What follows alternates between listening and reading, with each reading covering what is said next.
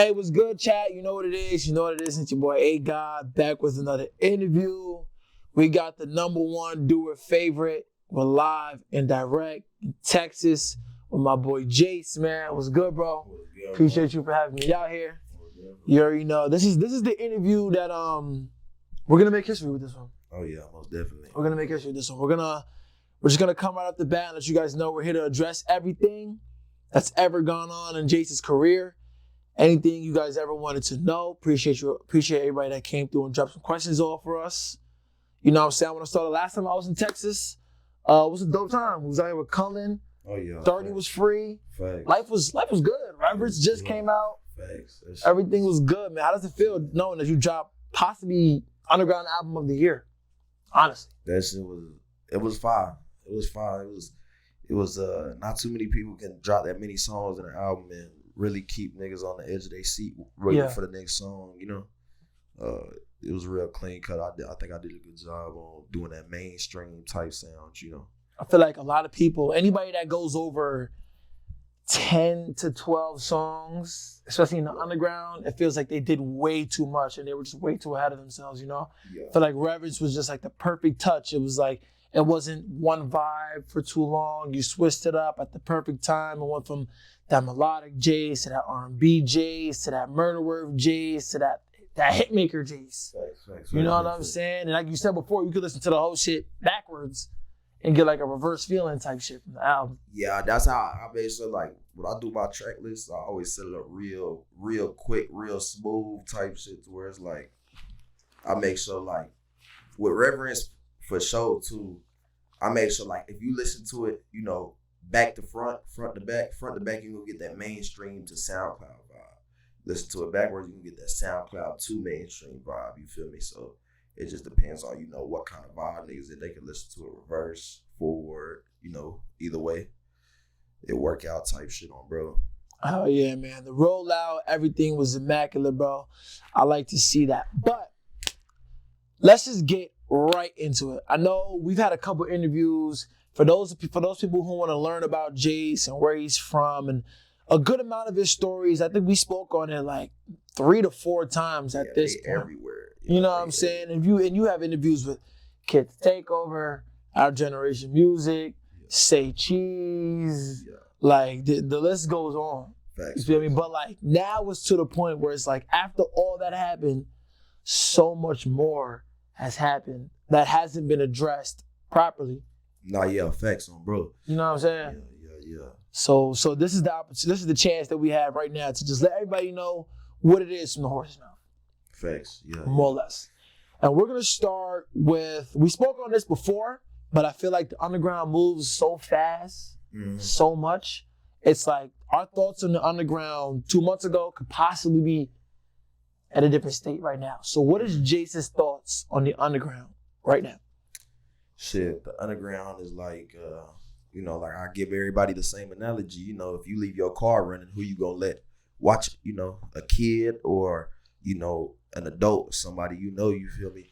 You gonna choose the person. Somebody who at least can change the brakes on the tires. Exactly. You know somebody that know a thing or two about power steering and shit, you feel me? So I feel like back then, you really needed to have the resources to make music. Mm-hmm. Now you can just pick your When phone you say up resources, what are resources? Because some kids might not know those resources. I was poor, so like I had to wait all year for a $40 Blue Snowball mic. You feel me? I'm using my living room computer to make music. You feel me? These are the things that I had to do in order to actually accomplish making music. Now you can just download BandLab and do it.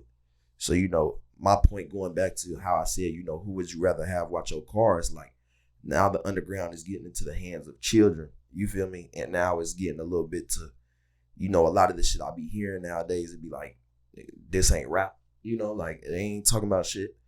They don't got no meaning about shit. They just rap about, you know, drugs, fucking bitches, you know, whatever the case is. And they could be like, well, Jace, you do some of the same shit in some of your music, but it really depends on the vibe. If it's a turnt song, then it's a turnt song. Right. The fuck I gotta tell you about. But you be having stories in you. But my stories, exactly, whether it be turnt, not turnt, you feel me? I'm talking about, you know, I just seen you say this on your stream a few days ago, you know, like I'll talk about my love life. I'll talk about trials and tribulations. I'll talk about, you know, the ups and downs in life with my partners, family, kids, the shit that I got going on in life.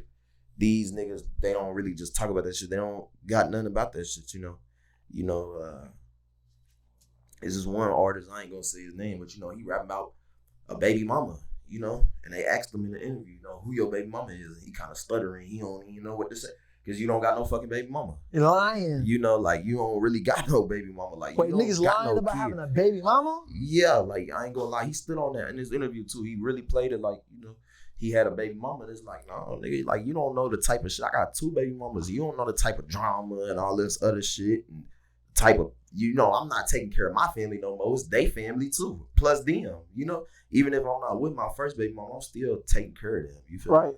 Bro, but that's how it be. Like, you know, you got niggas lying about shit, rapping about drugs and all this other shit, making drugs seem cool when whole time, you know, a lot of rappers really hooked on drugs. They gonna tell you the ups and downs of it. You feel me? If they really make art, you feel me? They gonna talk about the withdrawals or the cravings or how they lost people from being hooked on drugs, you know, shit like that. So it just be a lot of shit in the underground right now that's, you know, is watered down. I can't, you know, and I listen to the underground. This niggas I fuck with, you know, I fuck with Coast Santana, I fuck with Jocko, you know, them some of my little top kids that I fuck with that I met way later on in my career. Both of them hard. You feel me? And I fuck with them because of the shit they talk about. You feel me? They actually talk about shit, you know, and that just goes on to my point to where like, yeah, we got underground and mainstream, but I wish it was more niggas in the underground rapping like me, the type of shit that I do and talk about, to where we could build, okay, you got the underground, y'all got that,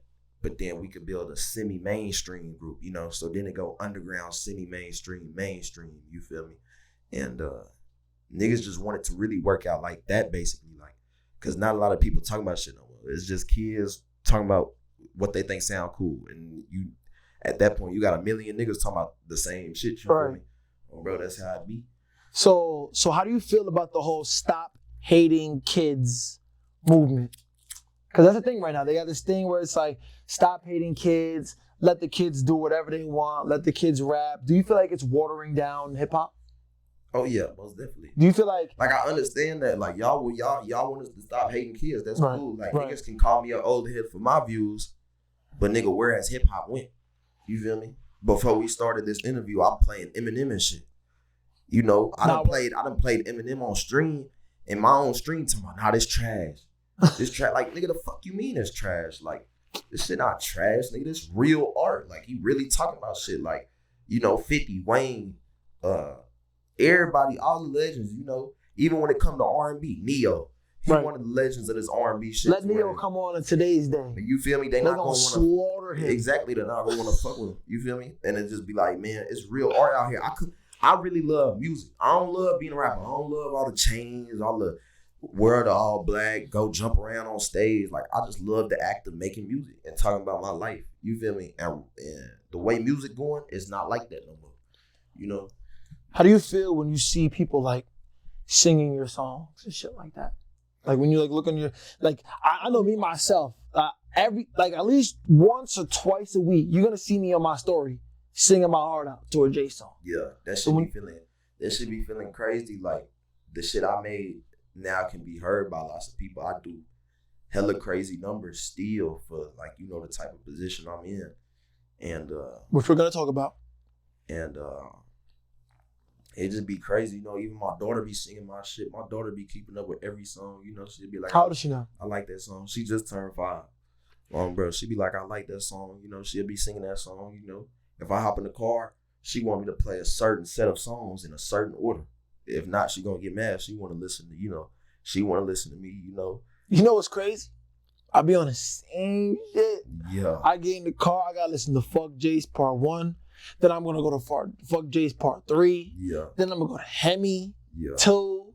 Then I'm gonna go to, like, you know what I mean, Get Low. Like, it has to be like that vibe, you know. So it can't just be like no random shit. Type shit too. Crazy. Like I make sure I make a whole bunch of different kinds of music to where, like, if you waking up and you driving in the car, you got a long drive, and today at Jace Day, I got hella different music to where it's like it won't be no other artists in that playlist. You could really binge that whole song, like that whole playlist. You could binge for a day. one song majority of the time. Facts, no cap. Like sometimes it's hard for me to listen to a Jace song and just turn that shit off. Like if I'm listening to Elon, that's not getting played once. You gotta run that shit back, then run that shit back, then you'll start catching shit I'm saying. Like then you can find that good part. You're like, nah, I need to play that shit one more time halfway through type shit. Yeah. Like it's not a lot of people who got that replay value in them. You know, it'll be a song I make, halfway. I start finding my pocket. That's when the song really start going hard. Niggas that want to like run that shit back type shit. So how do you know when you're in that pocket? Shit. So like when I be recording, niggas know I punch in fast, but like I take a little, boom, I try punch in, I redo it. Okay, on to the next one, redo it. And then as I start flowing out, it's like, boom, one punch in, boom, another punch in, boom, another punch in, boom, another punch in. That's where I'm like, okay, yeah, this bitch going crazy. Everything rhyming, shit just starting like to click really type just, shit. Finding my flow, making shit like, experiment to do a little vocal drops, vocal runs, all that type of shit. Okay. So somebody that has a lot of music out, people begging you to drop, doing all this stuff, right? For example, you could be recording a song and then you find that pocket, but you might not drop that song for another 4, 5, 6 months. Mm-hmm. When do you know it's time to drop that song? It'd be songs like that, like the Final Fantasy shit I just dropped. Right. There was that song called Family with You. Lil Jace gotta go platinum. Like it didn't really fit in Final Fantasy, but I'm like, I need that out because I keep forgetting. So like if I'm holding on to a song, it's because I forget. My consistency really comes from like, nigga, if I get to hear this, my fans need to hear this shit too. Like I ain't holding on to shit. Like I need this shit. I want everybody reaction. I want everybody, just like I love being able to make a big variety of people rejoice when they come to listening to my music. You feel me? I see a whole bunch of different types of people listening to my shit. See a whole bunch of different type of people, reacting to my shit on YouTube. So it'd be like, that should be cool. Like I love just bringing everybody together. Like, okay, Jace drop. You feel me? That's the type of shit I aim for. So like if I'm holding on to a song, it's because I forgot it existed. Then I'm like, oh damn, I need to drop that shit. Because if I forgot about a song or if it's not out yet, 9 times out of 10, I forgot that shit. I even made that shit. Bro. So somebody asked, how do you feel? Let me rephrase that. So how do you feel like consistency? So how do you feel like consistency helped you in the long run? Well, I always been consistent, even when I was nobody. But I feel like it helped me in the long run because artists be scared to really shine.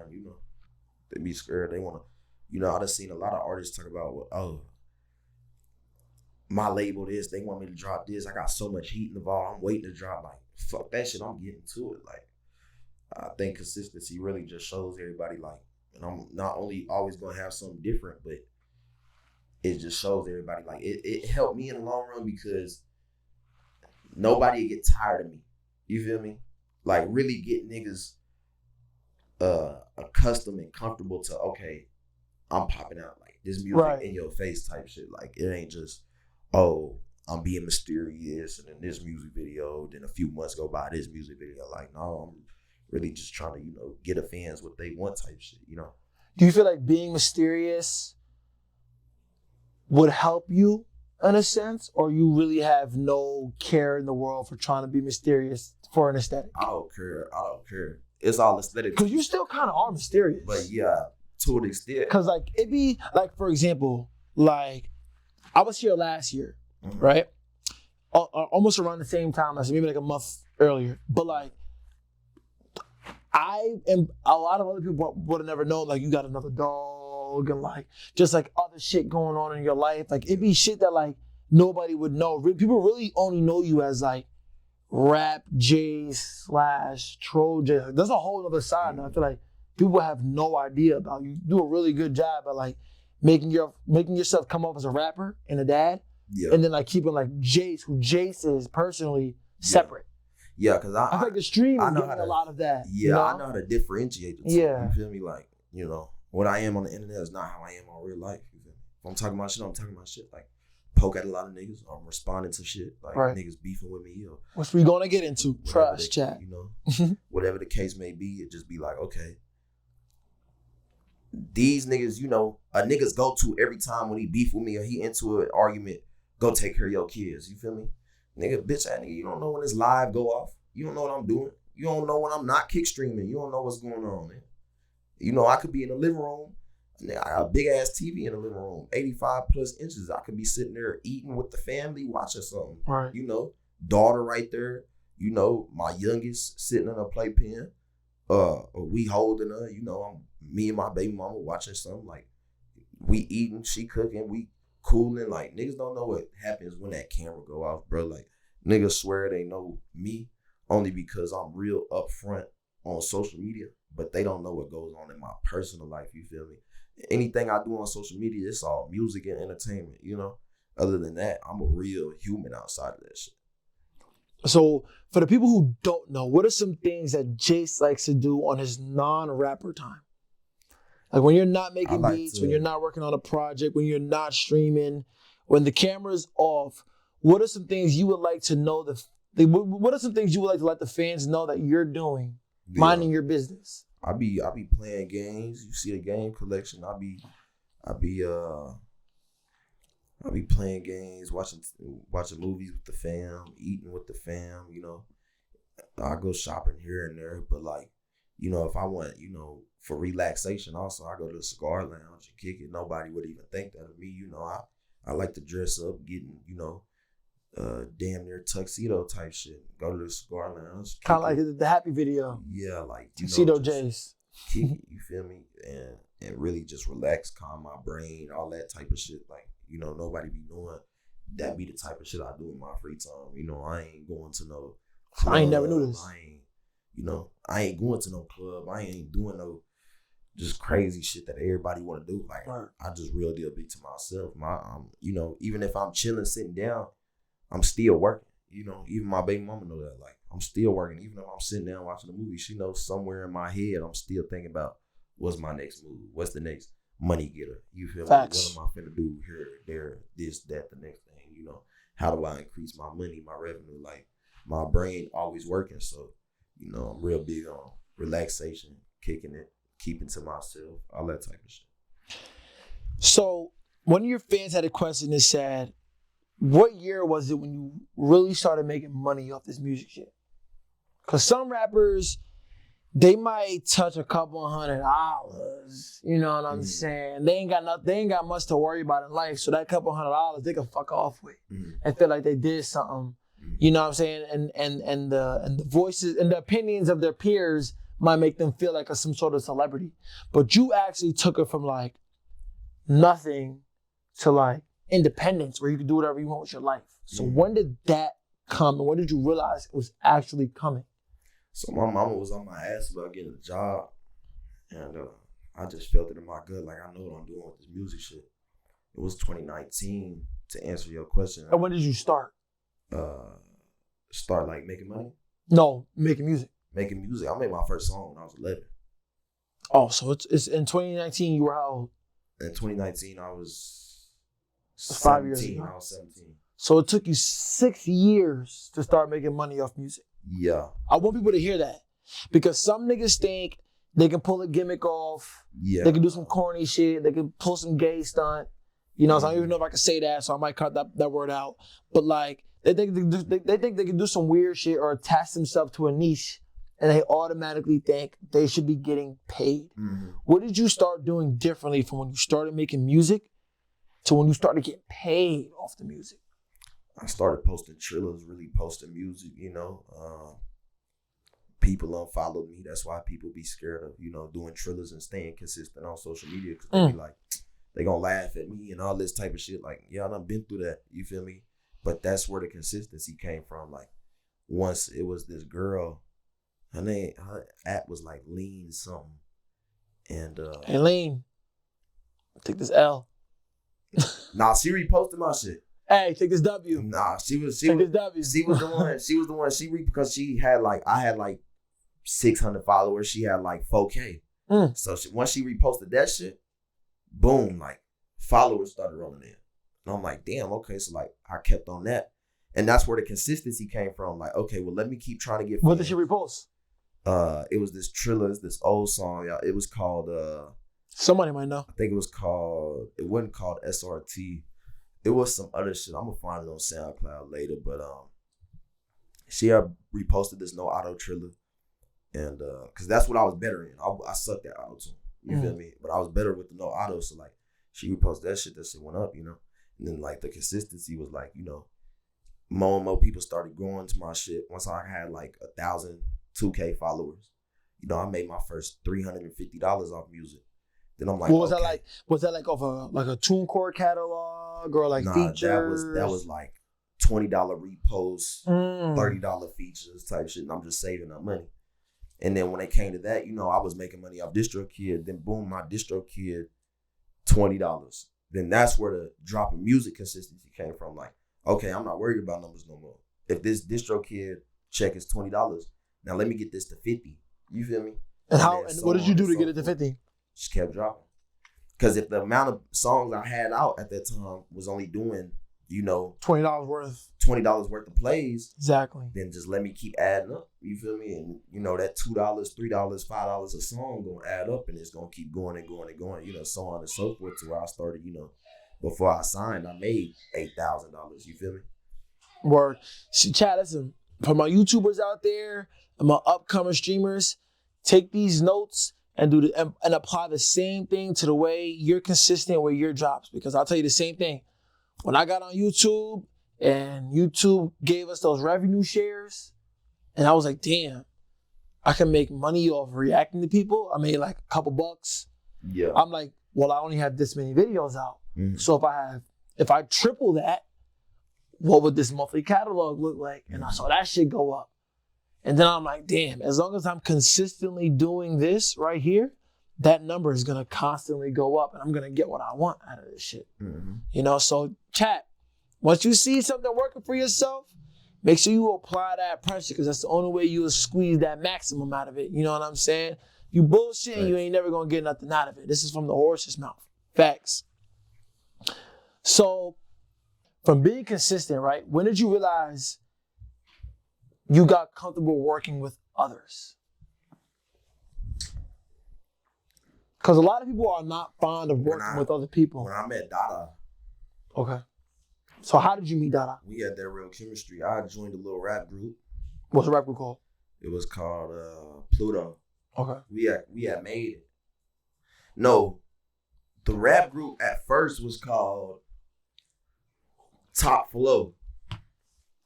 And then from that, you know, niggas was getting into arguments and group chats. They all knew each other before I even came about. Word. You know, so they was already. So there was no Jace establishment at all. No, I had no, you know, no say in how that came about. You know, I didn't create the group. I ain't have no 2 cents in it. But you know, once they got getting into it, I remember I missed this group chat. This nigga Dada sent open. I'm like, oh yeah, this shit crazy. You know, like. Nobody was trying to hop on it. It was some R&B shit. And I was like, I ain't never did no shit like that, but I'm open to trying to adapt to it, you know? Right. So then we did and that's the type of stuff y'all be putting out now, some R&B stuff. Yeah. Facts. So that's where we went from like, okay, now I'm working with him, and they was getting into arguments in the group chat, so now we made that shit called Pluto. That's when Pluto came about. And we had some niggas in there. I think it was like me. It was me, Dada, a few other niggas. I think Wes was in there. I could be wrong. SGP? Yeah, but I don't think he was though. And yeah, when we was Pluto, that's when Baby Santana was tapping in. And is that Tana beforehand? That's when he was nobody. Okay. That's 1K followers, Tanner, you know. Really? Jace, let me get your preset. And since he was a kid, I'm like, you know, I fuck with him. Like, I'm not finna charge you. Like, here's my preset. Right. You know. So Dada been in the mix with all the goats type shit. Dada, me and Dada go way back. We was there since, you know, day one, basically. Like, okay. And, yeah. Then it was to a point to where, you know, I met Reno and them, and I started kicking it with Reno. Thought I went more, fucking with the niggas in the hyper pop scene, and we had kind of split at that point. But then, later on, once I signed, moved back to Houston, we really reconciled. I flew him out to Houston, and like we just got straight to work. You feel me? Like that's really my brother in this rap shit. Like it ain't nobody I could just be like, okay, yeah. When I hop on the song, it's chemistry, like right. Because me and Dada got shit that's not R&B. Not everybody gonna understand R&B, especially with the demographic the underground has. These is kids; they don't know nothing about R&B. Yeah, exactly. They know shit that they don't understand. They rather listen to shit that they don't understand. Facts, like they ain't gonna get nothing about women. They ain't gonna get what niggas sing about women. Exactly. So it's like, but me and Dada got shit that's not R&B, that's straight chemistry, bro. We flow off of each other, build off of each other, we learn from each other. That's the type of shit we be going through, bro. That's how I be going on. We just been on that. That's the only nigga I be just, okay, yeah, be open to working with, you feel me? So there's no other artists in the underground. Well, no, not even there's no other artists, because clearly you've worked with other artists in the underground. Mm-hmm. Who is some of your favorite artists to work with in the underground? Dada. Just Dada. I like working with Ko and Jocko, my little top is too. But Dada, bro, he got it. What about, and how about producer-wise? Because I know you're very heavy on your producers, because a lot of your projects are just Jace. Yeah. It's not really heavy. It's usually just Jace. As of lately, Jace, produced by Jace, mm-hmm. and others, mm-hmm. So I see you're not a big collab when it comes to artists, but when it comes to producers, what makes you want to tap in with them? If they got that Jace sound down, I fuck with Cullen, I fuck with Wasted. A new producer I just started fucking with, Gateway. I love Mixed Matches to death, bro, from his voice to his production. Yeah, Mixed Matches and Jace. Whenever I see that and Cullen, I'm knowing I'm about to get into some shit. Yeah, it's an emotional hit. It's hyper melodic, but it's emotional. Yeah, all that shit. And if I just play your beat and I'm like, oh yeah, what Jace going for, then that's when I start locking in with them. Like they really got an idea. They really know they know their music. You feel me? They know what they doing. So that's where I fuck with a producer. I fuck with producers off of, if they got that sound down, they chill. You feel me? Like right. They know how it's going. They know how to work it. Right. So there are a lot of people out there who got their hands around the Jay story, who he was as a kid, and where he's from, and how he grew up and all that stuff. We even had a couple down on our channel. But what I want to know is, what is the song that you feel like changed your life? Like, for me, the video that changed my YouTube trajectory was the Yeet video. Mm-hmm. You know what I'm saying? I would never forget everything that happened up until that moment and after that moment. You know what I'm saying? Nothing has ever been the same since I reacted to that one video. So what was that one song that just did it for you? You were like, damn, bro, like, I've been able to do what I want ever since. My song was accurate. Me personally. When did that come out? If we talking about big, like 556, of course. Let's just get into it.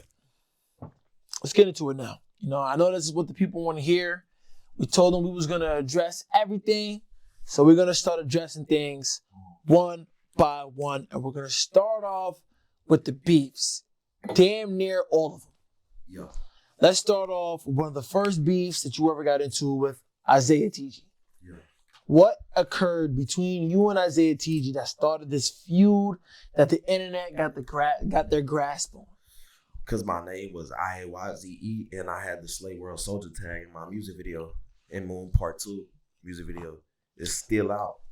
But nigga, if you would have paused and looked under the Slayworld Soldier logo, it say produced by Wi-Fi. That's why I had that logo in there. Because Wi-Fi was Slayworld Soldier. But he called me a clone. He thought my name was IA's and he Isaiah. But no, it's just Jace, period. You feel me? So it was like, yeah, he was one of the artists I listened to, but none of my shit came from him. My shit, my IG app was IAYZE before I knew about any Isaiah TG. Because if you go to Instagram right now, TGE Doo-Wop at that time, that's what my rap name was. But some kid had took that. You feel me? I guess they had listened to me or whatever the case was. But so I did IAYZE because I'm like, okay, well, my name's Jace. Let me think of some abstract way to spell it. And that's what I went with. You feel me? That was my IG ad. It had nothing to do with Isaiah TG. So how did you end up meeting Isaiah TG for him to even notice your name type shit? I was already having a little buzz in the underground, and that video started getting reposted. And which video? Moon Part 2. Okay. That was like one of my first official videos. And if not my first. So you guys weren't like amongst the same crews. No. You just through the grapevine. I came into Slayworld. I came into Slayworld later.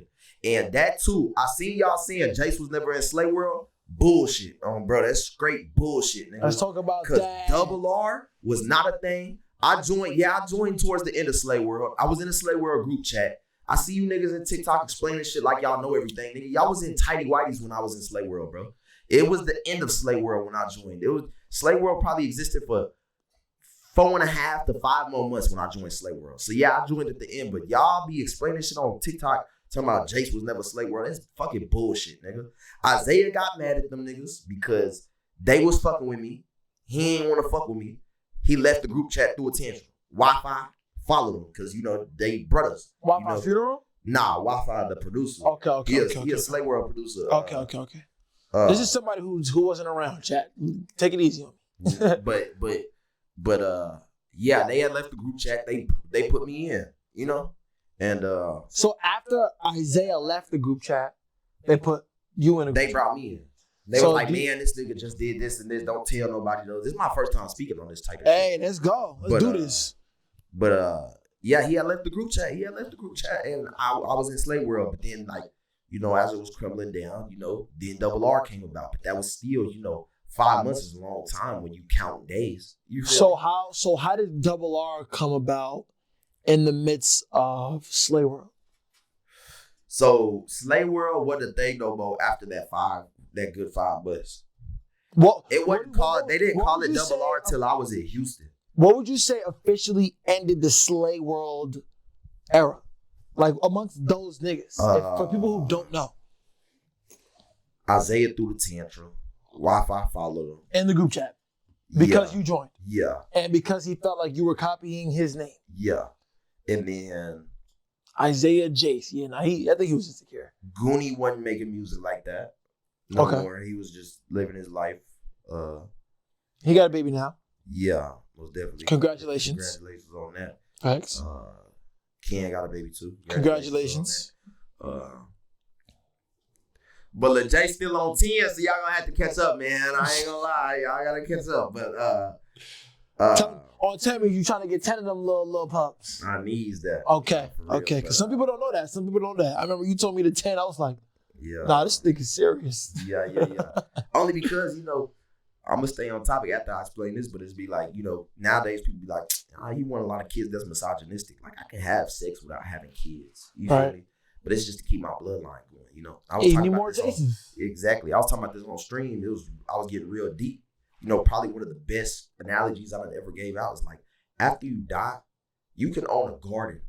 After you die, that flower won't keep growing. It's a fact. Your money won't keep growing. That's a fact. Your name won't keep growing. That is a fact. But if you leave kids behind, they grow. The only thing in life that can continue to grow after you pass away is a kid. Is your kids. You feel me?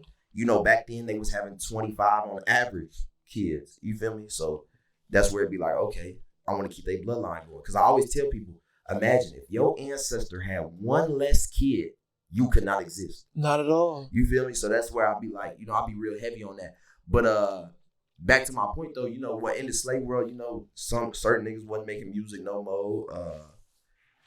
There was hella other niggas I'm forgetting about right now because I didn't really know them like that. They was kind of like the low-key niggas in Slayworld, but like AZP, Alexander Prey, he wasn't producing like that no more, which he just sent me a pack to. What did they veer off like into other, like what endeavors did they veer off into? Like just their life, it's respectable. Nah, bro, it happens. Some niggas just face reality. Yeah, you feel me? You know what I'm saying? A lot of people aren't in the position to be rappers, Yeah, artists. no, They don't have that foundation. You know what I'm saying? Some niggas gotta go get a fucking job. Some niggas gotta go to school. With them, though, I think it was just necessarily like they just want to live that life. Right. They was money getters regardless. I'm never gonna knock that. Like, you getting money. Like, they don't. A lot of niggas in Slayworld don't need music to get money. So they found money other ways. You feel me? They found money other ways. They kicking it. They get a little girlfriend. They chilling. They just living their life. You know. And that's what they did. So, you know, but they ain't start calling it Double R until I was already in Houston. You feel me? So it was a while. It was a long while everything was just like, we don't know if this is Slayworld or it's Slayworld, but we kind of really just. So who started Double R? Who was like, you know what, guys? I think we're gonna end the Slayworld thing and we're gonna go with Double R. I think Ken came up with the name. Ken and Reno. What does Double R stand for the people who don't know? It stands for really rich. Really but rich. They got it from a Young Boy lyric. I ain't gonna lie. Okay. It came from Young Boy. Okay. That nigga Young Boy said. I mean, he said, someone's from Louisiana, ain't he? Yeah, but he not from Baton Rouge. Okay. But that nigga Young Boy said, I might change my name to Double R because bitch, I'm really rich. And then that's when they changed their name to it. They was talking to Young Boy on a ghost page while he was going through all that legal shit, but still, even at that, I ain't never talked about this neither. They never even told the media this, but we just still don't know if it was really Young Boy. He sent voice messages, sounded just like him, but we still don't know. But what was that like? So what occurred that day? Like, was y'all like did he hit you guys up first on the ghost page? I hit him up. Like, how? I ain't have no contact with him. Okay. I think Ken was in contact with him first. Okay. Reno talked to him a little bit. But then even at that, we don't even know if that was really Young Boy. But it sounded just like that nigga. Like, what was it, Instagram page? Just like that or something? A burner Instagram. I was back when he was deleting his pages and all types of shit. Yeah. What was he saying though? He was saying he fucked with niggas. He fucked with the sound. Whoop-de-whoop. I'm skeptical we was all skeptical as if it was really him. I've had fake pages come through, so I know the feeling. The voice messages sounded just like him. Was like, damn, is this him? Like, it sounds just like him. But even at that, what kind of had me on it could have been him was they didn't ask nothing too fed. Like, they ain't try to extort niggas or blackmail niggas. Right. They real deal just he showing love, if it was him. That's what kind of had me on it. It could have been him because, if it was a fake page, they would have tried to get some federal info out, nigga. So they probably would have shake niggas for some bread. Expose it, exactly. But it was just real cordial. So I don't know, but like we were still skeptical. Was it him? It could be him. It could not be him. But but that's what was going on. And then one day they just changed the group chat name to Double R, and it was what it was. You feel me? On real word. So when it comes to Jace and the splitting of Double R, Rolls Royce in that group with you and everybody else, everybody wants to know that story from Jace. What happened? What split y'all up? What was it? And Double R? And Double R. So we could either go Can first. We already did Isaiah. So at Double R, it was really like when we caught the case. Right. But even before that, Ken was in LA a lot. He started leaving Houston mode. He wasn't in Houston. I think. What was he doing in LA? I think now he lives out there, just recording. Word. I think he was kicking it with Lucky. Okay. Then when we caught that case, shit just went on to what it was. What I can say about it is, of course niggas gonna put dirt on my name because they knew it was gonna be alone. The case still open, so I ain't gonna say too much, but we not supposed to be around each other. You feel me? So of course, if you knowing I'm back in my hometown, you're not gonna see me for who knows how long. God, right. Even if niggas didn't turn against me, we still probably wouldn't have seen each other to this day. It's like, okay, I had a lot going for myself, Like, it was back, Reno was always telling me, like, damn, you doing good. Like, whoop-de-whoop, you should get this, blow some money on this. Like, get us some watches, I'm like, nigga, I'm not finna get you no watch. I don't even want to watch. Like, first of all, I'm not finna spend 10 bands on a watch, 20 bands on 2 watches, and my mama not taken care of. Yeah. Right. You feel me? This is early in so niggas was actually you get the watches and shit. You feel me?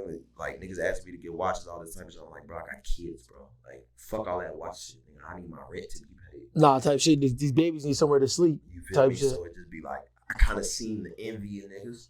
You know, there was times where me and Cam was finna fight because niggas talking about fuck my dead cousin and shit. You know. So is this after Jace got a deal? This is after I got a deal. This is why we were still cool, but it's after the deal.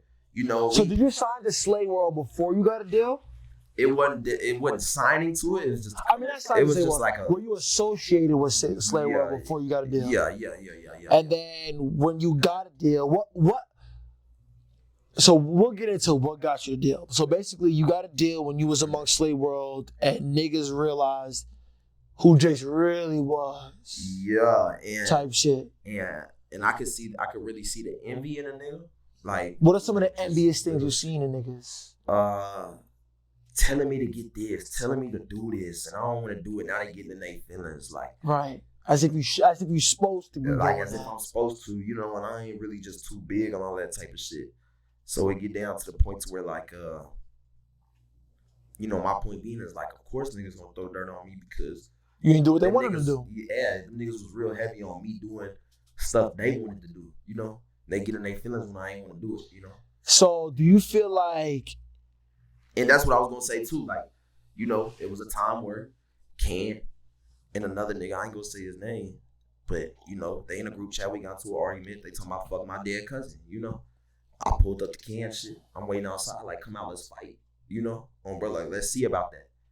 Niggas not giving me no answer. They talking about I'm tripping. You know, that was the first occasion me and Cam got into it. Second occasion, I forget what it was over.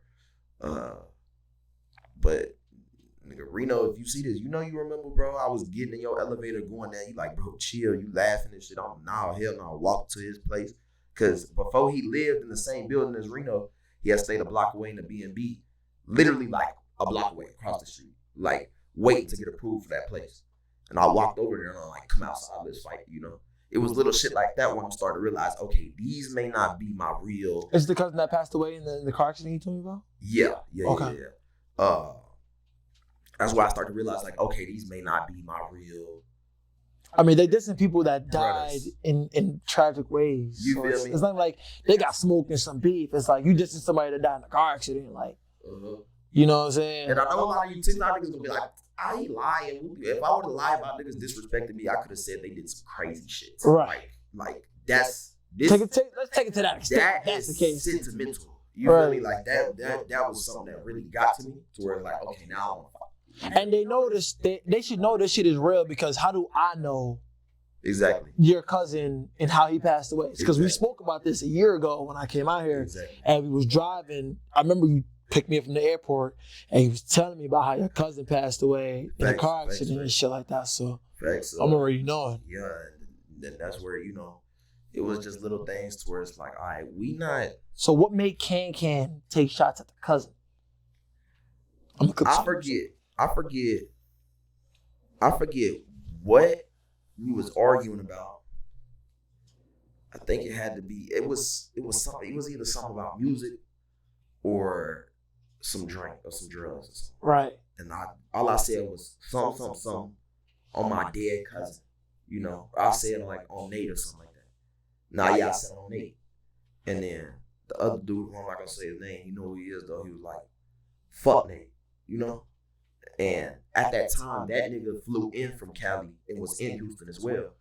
So it's like, now I'm trying to see both of y'all. Yeah, nah, yeah. When we was talking about this last night on stream, my girl was like, yeah, I remember that. She in the background, she remember that. She remember when I picked up my keys and was like, I'm going. Where you going? To see about what the fuck these niggas talking about. Crazy shit. Bro, like, that's just how I went. So, but it was something, I can't remember what we was beefing about or, you know, arguing about, but it led on to them saying, you know, I said on Nate, they said fuck Nate, you know. The dude said fuck Nate. Can replied to him saying that with laughing emojis. You're not supposed to put the battery in his back. Now that's where it's like, okay, now you got me fucked up. We gonna see about that. You feel me? Like, and how long were you and Can cool before this went on. Me and Cam was always closer than me and Reno, which is crazy because I locked in with Reno first. But Cam hit me up. I never knew Cam, talked to Cam. I knew of Cam, listened to his music, but he hit me up one day and he was like, man, your music crazy. Let's do some shit. He was real. You know, a lot of big artists have hit me up in life, but they don't be real.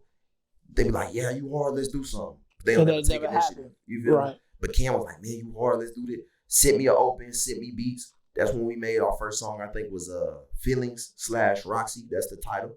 And after that, we just kept working. He sending me songs that he fuck with that.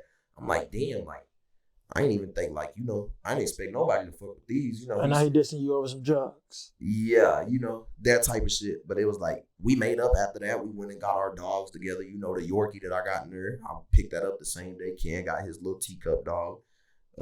We always been close. I never held nothing against nobody. That's the type of nigga I am. I got a lot of heart. You feel me? So like, it's like, all right. If it ain't that personal, it ain't that personal. You feel me? Like, right. It is what it is. You know, they apologize. We left it at that. You feel me? As long as you apologize, it's cool, bro. Like, so they apologized for that situation where they was dissing Nate. Ken did. Word. Yeah, Ken did. The nigga from Cali did. The nigga. I don't think he from Cali, but yeah, the nigga from Cali. He never apologized. No. Did he ever make anything of himself, his name, his career, or anything? He can't manage it, but I'm not gonna say his name. Okay. You know, if y'all know, y'all know. But y'all know who he is. Y'all know what I'm talking about. Right. But yeah, he was somebody as well. But yeah, he ain't never apologized to me or nothing like that. But you know, Ken did, so that's what it was. Cause Ken never said it. He just laughed at it. You feel me? Even though that's still disrespectful as fuck. Nah, word. Like, you my man. You're not supposed to go for that. Exactly. You supposed to tell niggas chill out. That type shit. I already got mine in though. I pulled up to your crib. You want to try to come out? Right. That's all I need. Right. You know, you ain't gonna see me face to face and say that shit. You feel me? You gonna say it in a group chat. You feel me? That's, you know. And this is for the dude who said it or for Ken or both, more or less? Both was there. Because they both more, both was there. I wanted to fight Ken. Right. You feel me? Because I know you and you trying to be disrespectful, so it's more personal. I know what you mean. And you never act like this until bro flew out here. Right. The other nigga though, that nigga big as shit. Now, I'm not fighting you. You got something else. Bro, coming your way. Type shit. But it was like, you know, I was ready for all that, but it didn't go how I wanted it to go. So then fuck it, I went back home and, you know, a few days passed. What do you mean by it didn't go how you wanted it to go?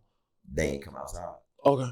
You know, because some people might take that and spin it into some whole other shit. So I want to make sure they ain't come outside, we clear that up. So they ain't come outside, so that's, you know, like fuck it, a couple days passed. But still, what I noticed is like I really like to psychologically analyze people. I really like to look into your actions and what could be causing you to do this, say this. Mm-hmm. Bro didn't apologize till bro flew back. You feel me? Now it's like, okay, well now I'm back with these niggas. Let me just go on and say sorry and all this type of shit. But you know, I still peep shit like that. Of course, the type of heart I got though, I'm gonna, you know, accept your apology. We cool, you know, keep it like that. But that's how that went. You know, like just little problems like that was like. That's why I wasn't surprised that, you know, which of course double R is still a thing, but like when it came to niggas excluding me, I already wasn't surprised. You feel me? Because we done already had falling outs that we kept off the internet. You feel me? Only difference with this one was they put it on the internet. You feel me? What do you mean by this one? When we caught the case. Okay. Like you say I did something to you, but in order to be a snitch, you gotta put somebody in jail. Nobody can name me one person doing jail time because of you. I've always questioned that to anybody who like Reno who stood firm on the whole snitch thing. Reno turned himself in. Yeah, I was always on some like, well, to the best of my knowledge, I've never been to jail. Mm-hmm. I've never been in handcuffs. Yeah, I've never in my life, like I don't have dealings with the police. I'm not gonna say it's because I've gotten away from niggas on foot to the point where they haven't caught me, but I'm not a fucking asshole. I'm not a criminal, you know what I'm saying? And even if I'm not a criminal, I'm from New York. And then it be like this though. I done did lots of shit in my past. Yeah. So you see my real brothers fucking with me, like Ujo, we done did shit together. Yeah. D fucking with me. I done caught my first case with D. Yeah. They done asked me when I caught my first case. It was a juvenile case. I can speak on that one because you know that I did the probation for it, all that type of shit. Right, it's over with. But you know, I found a pistol. We was breaking into cars. You know, they had me on camera with somebody else. They couldn't identify D. The only reason I got caught because I overdosed. Right. So after they brought me back to life in the hospital, you know, now it's time for court. And wait, so you overdosed that day when you found the gun? Yeah. And they found the gun on you? Yeah. So what? I was asleep. I was a block away. I told the story on stream. I showed them like the school the middle school right there. That was my middle school. At the time, I was still in middle school. How old were you? I was, I think, like 15. And what time was it when you guys were out breaking into cars? All night. We popping Zans. That's what this happened. We popping Zans all night. So one thing about the Zan zombies is they get to stealing and they don't remember. They don't even notice what the fuck they're doing. My crib was a block away from middle school. Oh man, like, it wasn't we driving you to school, wake up, or you taking the bus. Like I get up, get dressed, walk to school. Yeah, like 3-minute walk. That's crazy. So as I'm walking home, I fell asleep on the bench. I wanted to take a break. You feel me? And it wasn't even falling asleep. Like I was like, man, my legs tired. Whoop-de-whoop. And I sat on the bench, fucking sleepy type shit. And then boom, dead. You feel me? They had to bring me back to life. You feel so you took a Xanax in school, before school? Nah, school wasn't even in session at this point. It was like summer. And you know, I was on like 5 Zans. The bars though, like the white rectangle pills. And why were we taking so many Zans at the time? We was all of those Zans. That was the wave back then. It wasn't Percocets. Percocets we looked at like a crackhead drug at that time. And how old were you? I was 15. But I was popping Zans since 13. And you know, thank God I sat on that bench, because if I would have jumped through my window like I was going to, my granny and my mama, they real big on privacy. They wouldn't have came into my room. You feel me? I could have died. You feel me? But since somebody was passing, found me asleep, I look young, they called the police and the paramedics, you know. They went through my pockets, found the gun, and you were still asleep. And really dead. Right. You feel me? But like, yeah, like, you know, unconscious, all that type of shit. And I woke up in an ambulance, then, you know, went back out, woke up in the hospital, all that type of shit. You know, time passed. But, you know, my point being is like, I caught my first case with D. Like, they didn't ask me. They didn't sat me down and asked me, like, okay, boom, who was you with? Because we got you on camera with somebody else. I don't know. Right. What you mean you don't know? You was with them. Oh, I met them at a party. Oh, what was his name? I don't know. I met him at a party. Right. So you just go and do these things with somebody you meet? Yeah. And you had no kids at the time? No kids. Right. I'm like, yeah. Yeah, I don't know. Exactly. You stood on what you had to stand on. You feel me? And that was that. So my point being is, these niggas putting allegations on me. What have y'all done in life? You know? So what was the difference between that situation and the situation with Reno that makes them stay? Because I've had Reno, I've heard Reno come out and try to like put you out as this like snitch, more or less. So what is the difference between what happened then with the D situation and how you stood on it, and what happened with the summer situation? Why people look at you like a snitch? Them niggas ain't did nothing in life. They not used to it. You not used to it, bro. When have you ever been in jail? The reason why I was the last one to get off the ankle monitor is because, you know, there's a lot of things I can't say going on within the court, but basically, I'm painted as the bad guy right now. Well, you were the one shooting the gun. Yeah. So I would assume that. And they paint me as the bad guy. Allegedly, the one shooting the gun. Yes. And I got a history ranging back from now to juvenile. So your case would be, they'd be harder on you than they would be on them. Yeah. Regardless. This is their first shit. Yeah. This is all of their first shit. All of them was gonna get a slap on the wrist regardless. All of them. You gonna get a slap on the wrist. Me, I've been in the system. Like I got hella shit. You feel me? Right. Like even when I got my first legal gun, it was still kind of iffy as if they was gonna give it to me or not, which I did get it. But because of my background check. You feel me? So it just be like, the reason why all this shit was different compared to what I did with my brothers, you know, is y'all not used to this. You feel me? Y'all don't know what the fuck to do, how to act. Niggas catch cases like that every day. But yet you choosing to blow it up like you just did something nobody can do. Type shit. You know? Type shit. And that's just where it be like, you know, this little case, bro, niggas do that on a daily, everywhere, all over America, bro. Like, what is that thing that you're saying that people do on the daily? Because some people need to hear this. Yeah, robberies, all that type of shit. Mine is alleged, of course, but shit like that, bro. Niggas do that. You got homeless people out here who can't take care of their life doing that. You feel me? They doing it just to eat. You type shit. Like, what if you did to really play like, this is some big thing that is really not. You feel me? That is really not. I know niggas in jail right now for crazy shit. I feel like people think that you sat on a stand and was like, it was Reno. You feel me? It was Can. Exactly. And it was, who else was there? TSM, whatever. Can wasn't involved, but basically your point being like, yeah, they think I did all this shit. Like, it was him and it was him. Then they bring up this Arby's and shit. Like, come on, bro, fast food. What happened to Arby's? Like, they be trying to say like, I told for Arby's and a hug juice. You feel me? Like, nigga.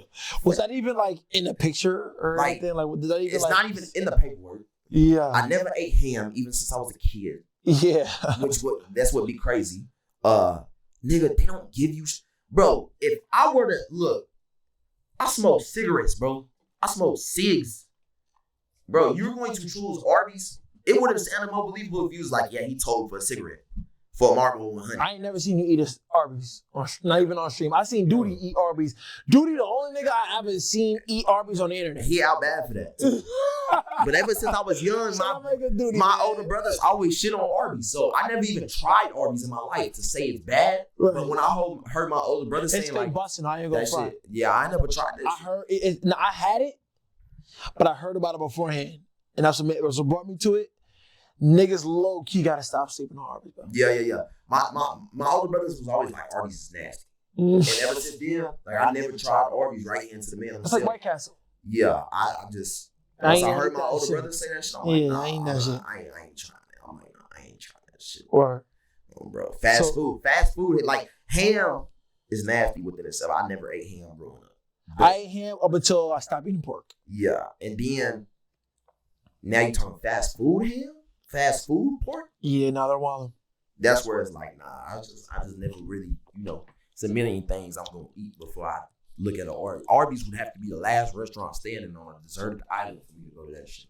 So what do you feel like it is that's making people call you a actual snitch? Reno is free and got a record deal of $1 million in the midst of all of this. Can made $1 million of murder. He wasn't a part of it, so boom. Who was the other guy? The BZ dude? He didn't go to jail. He didn't end up getting a deal or anything, but like he never had an ankle monitor. He never had a monitor. He never. They let him go to Louisiana. So we left off at TSM BZ. Okay, yeah. To make it quick, so we go back to our other topic. When you get that type of money, bro, like everybody gotta be on the monitor, bro. You can move anywhere. You can run away. You could do whatever. Everybody going on monitor. Like niggas know, like, okay, boom. You can go anywhere. You feel me? Niggas can move to Oregon. Niggas can move anywhere and get away from the police. So it's like nobody was on an ankle monitor because of Jace. Nobody went to jail because of Jace. Any other nigga gon' not turn themselves in. You turn yourself in. There's, that be the type of shit that be going on every time a nigga shows some paperwork. It's the main screenshot is coming from a YouTube video. I think Bobland video or somewhere. But even at that, you got a whole bunch of shit scribbled out in black marker. Like, the fuck? Like, what is he doing? Like, what do you think they're scribbling out? Some shit that proves that Jace ain't what they say Jace is. I done read all the paperwork. I know the real. Look, this is how I know. Nigga, I would go to jail if I show paperwork. You feel me? So now it comes to the point to where, is this paperwork, how can you show some paperwork knowing that you will go to jail for it? Like Summers, you never posted it. Never. The TSM dude never posted it. Never. You never posted it. Never. Well, you posted the screenshots that they got off YouTube, but not like real actual paperwork. Nobody that was actually really involved ever really came to the net. I will say this. I remember when I was reacting to Summers a while ago, And he dropped the So Much Cheese video. I was confused. Like I said, I was brand new to the underground. So I'm thinking this was a new video. You back in the you back in the mix with these boys or whatever. I'm not thinking it was an old video. You can go on YouTube and find where we were shooting that video. Yeah. So but I remember like when I was like reacting, I was like, oh, they cool now? And Summers was like, nah, some shit like this ain't that. Like he commented that. Yeah. And you can, you call my bluff if you would like to. You know what I'm saying? But he removed this comment, right? I don't think so. Yeah. Because he be doing that. He'll comment on a YouTube video. He might have. If I look back and it's not there, possibly. But I remember he was like, nah, this ain't that. But that was the only time I've ever really heard Summers speak on that situation, really. But and see, let me get back to what I was saying, before the camera cut off is, I'm a father before anything. Facts. I don't condone us killing each other. Now we'll get all back into that too. I don't condone none of that shit, as a race, I don't condone nothing, bro. Like, we got the highest rate of a lot of things going on right there, like more than the crime rate, whether it comes to sexual orientation, whether it comes to anything. Us as a race, as black people, we lose compared to everybody else. Right. You feel me? So the fact that this is the shit we promote, knowing damn well we hurting families, free Cujo, he called it self-defense, everything's self-defense, He didn't crash down and go take an innocent life. And even at it being a self-defense, we still feel like both sides lost. Right, because he got to sit in jail. You feel me? He got to take time away from his family. Mm-hmm. Somebody else lost a family member. Mm-hmm. You know what I'm saying? But nobody's sitting there praising. You know what I realized? Exactly. Nobody's praising that as much as they playing you. Yeah. You know what I'm saying? Because you would think, because there's gangsters out there down talking and trying to belittle Cujo for what he actually did, due to what he had to do. Whole time they preach that shit. But they've never done it. They never would. Even if they were in that situation, they would die. They would either die or they would make fun of the nigga that passed away. Yeah. One thing you've never heard from Jace is me making fun of anybody that passed away. I just say free Cujo, It was what it was. You feel me? You give that opportunity to any of these niggas, now they don't know how to fucking act. They talking like they did it. Right. They talking like they just thirsty for blood. You feel me? They wake up like they vampires. They wake up every day killing shit. And this is what we was talking about earlier. You can look at somebody who's really gangster. You can look into them and see the devil in them. Yeah. They don't. You can look into their eyes and be like, oh yeah, this nigga killed me. Yeah, they don't have no means to really express that, especially if they don't rap. Like if they're a rapper, they might let that shit out in the music. But a real demon, a real street nigga, they just be on some like calm, and niggas gotta like more or less type shit. Exactly. And niggas gotta take it in. Why has Jace not said these things that I would say or that this rapper would say? Why has he not did this? Nigga, cause we all hurting. Right. Fuck that shit. Like this ain't no game, nigga. Like these are lives being took. You feel me? This shit ain't what niggas make it seem to be. So I don't promote all that shit. You feel me? Like, I don't be into none of that shit. Like, niggas got, but when I preach like this, niggas say, oh, you an old head, go take care of your kids. Like, well, damn, nigga, go listen to the rappers talking about killing themselves with these drugs and shit. Go listen to these rappers doing these drugs and shit. So they can fake act like they sad. Exactly. You know what I mean? The real niggas listening to me, they gonna listen. They gonna pick up on what I'm saying, bro. Facts. I got hella fans that got kids that are now becoming fathers for the first time in their life. At whether it be 17, 18, 19, 20, 21, 23. I got as old as the oldest I've had 20. Exactly. I've had 26-year-olds at the oldest say, yo, I'm just now becoming a father, can I get some advice? Like, them the niggas I want to listen. You feel me? You don't gotta listen to me. But what I'm gonna say is, bro, I got something to live for. You feel me? That's the simple, fact, fact of the matter is, I don't promote none of this shit. I may have a turn song where I say little shit, but even at that, I'm trying to get away from music. You feel me? I'm trying to start making streaming and Patreon and YouTube and content creation my main source of income. The only reason niggas be like, oh, Jace be saying he quit music, he lying. Like, no, the fuck I'm not. I'm still on that type of time, and I just gotta switch my main source of income. Rapping is what pay my bills right now. Right. So that's why I'm still on it. But other than that, yeah, you feel me? And that's to wrap, that part up. But like we was talking though.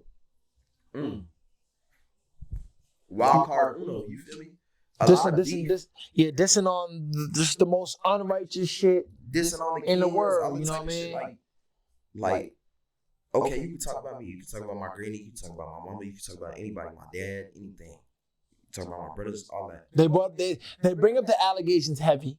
They use that as this one thing to tear you down. I've never heard a rapper say you whack. I've never heard a rapper say you a nobody. I've never heard a rapper say, nigga, you not him.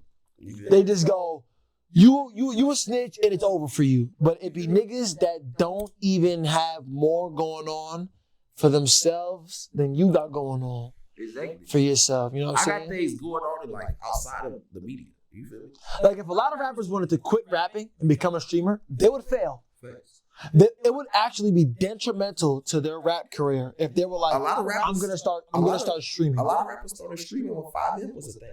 Word. That was just trend hopping. But they don't have. Go look at all they stream pages that they own. They haven't been touched in months. Type shit. Maybe even over a year. Type shit. They don't really give a fuck about streaming. They just like hopping trends. But I also feel like it's because they realize they don't have a solid foundation the way you do. Mm-hmm. Like, nigga, you could fucking start playing basketball. Yeah. Top kids are gonna be in the bleachers. Yeah. Facts. You know what I'm saying? Like, it's not just gonna be just rap. Like, that's the type they're of not family. Just gonna show up if it's just rap type shit. Yeah. That's the type of family I created with my supporters. Type shit. Whatever we in that shit together. So do you feel like a lot of these rappers, they're taking these shots? It's not like, do you feel like? I'm more than sure. How do you handle these rappers taking shots at you because they know? Looking into their life. You talking about my kids, bro. You don't even got a house. You know, Wild Card Uno talking about nigga kids, throwing nigga kids in the trash, you know. Like I said, we was on the phone. He apologized about it. That's why I let the shit go. Well, let's talk about that apology. Let's talk about that apology. Yeah. What exactly did he do and how did he go about this apology? Because I see he's sort of deflecting that. He has some apologize. Yeah, he has some Dallas niggas with him. Okay. And I was telling the Dallas niggas, like, first of all, y'all can back him up. That's cool. I'm not gonna be with y'all because y'all from my metro. I got love for y'all. I got love for anybody from Texas. I got love from anybody that came from the struggle that I came from. Bro. Right. You feel me? Like that. I got, you know, and they could have came from a struggle even worse. You feel me? I tell him, like, I got love for y'all. I ain't finna beef with y'all, bro. He say he got the nigga on the phone, the Dallas nigga. He say he got a son. I say, well, okay, you got a son. Well, the nigga that you in the room with backing up, he said he was gonna throw my kids in the trash. Now, what if he did that to you? How would you feel? Well, if y'all wasn't cool no more or some shit. You know, everything has a code, bro. Code, right. Girl code, everything. The street code, which I don't promote, is don't talk about kids. Type shit. They'll do you bad in prison about that. The COs will do you bad in prison about that. Right. The officers that are supposed to protect you are going to make sure you get the worst of it. Because they got kids. You know, instead of going to protective custody, they're going to send you to another pod and another pod and another pod until you can't go to no more. Then go to protective custody if you still alive by it. You feel me? So that's when bro was like, nah, I wouldn't fuck with that shit. I ain't gonna lie, that's some bullshit. Whoopie whoop. And then right when he said that, Uno grabbed the phone. I ain't gonna lie, bro. That shit was fucked up to me. And like, that shit wasn't uncalled for. I should have said that shit. Whoopie whoopie whoop. This, that, and the next thing. And I'm okay. Well, if you gonna apologize on some real nigga shit, I don't got no problem with you. You can talk about me. You can talk about anything. He didn't say, yo, Jace, I'm sorry. But he basically... He said that shit was like, fucked yo, up. that shit, I really wasn't on it. In that same Atlanta accent. And I've seen that nigga say twin before. So once you say twin, I already knew what you was on. That shit was fucked up, twin. Like, I ain't gonna lie, I shouldn't have said that shit. Like, that shit was bogus. It's just between me and you. You know? Once I heard I shouldn't have said that, now I'm like, okay, you got it. Right. We good. Like, we don't got nothing. You know, going by Mesquite and posting, like, and taking the pictures. Where's Mesquite? Outside of Dallas. How far? Like, probably 15 minutes outside of Dallas. But it's not even in Dallas. How far are we from Dallas right here, right now? Anywhere you is, from Fort Worth, wherever you is, an hour. You got a good hour. That's not close. On a good day. That's and not on close. Friday, Saturday, you got a good hour and 25. That's a whole different demographic of people. Like, niggas ain't killing for you an hour away from you. Yeah. You know, they might text some shit about you, but they're not killing for you an hour away from you. You got Fort Worth, you got Arlington in between it. Right. You got Dallas. Sean Cobb from Arlington, right? Yeah. Right. Fort Worth got a downtown. Arlington got a downtown. Okay. Dallas got a downtown. Nigga, even my town got a downtown. I'm not from Haverstraw, but I grew up in Spring Valley. I moved to Haverstraw. There's West Haverstraw, and then there's the town to have a show. Exactly. In the towns is where it goes down. That's his And own the city. West is where niggas be civilized and Exactly. shit like that. That's his own city. Right. You feel me? So we just a metroplex. Okay. Dallas, Fort Worth. There's still Arlington. It's not called Dallas, Arlington, Fort Worth, or Fort Worth, Arlington, Dallas. There's Dallas, Fort Worth. It's just a metroplex. You got Fort Worth, Arlington, Dallas. You feel me? You was nowhere in Fort Worth to even tag that picture as Fort Worth. So it's nobody that had no dealings with you. Nobody going Nobody with you, or not even your ops. I didn't grow up around niggas. Right. I don't got no niggas I don't fuck with from Dallas. Right. If anything, I got partners from Dallas. Right. EBK Siraki from Dallas. Shout out EBK Siraki. Free him. Free him. Bro. I'm not in Dallas politics. Mm. They take it. They got whole different shit going on. In Dallas, Dallas, you heard about that dude who passed away?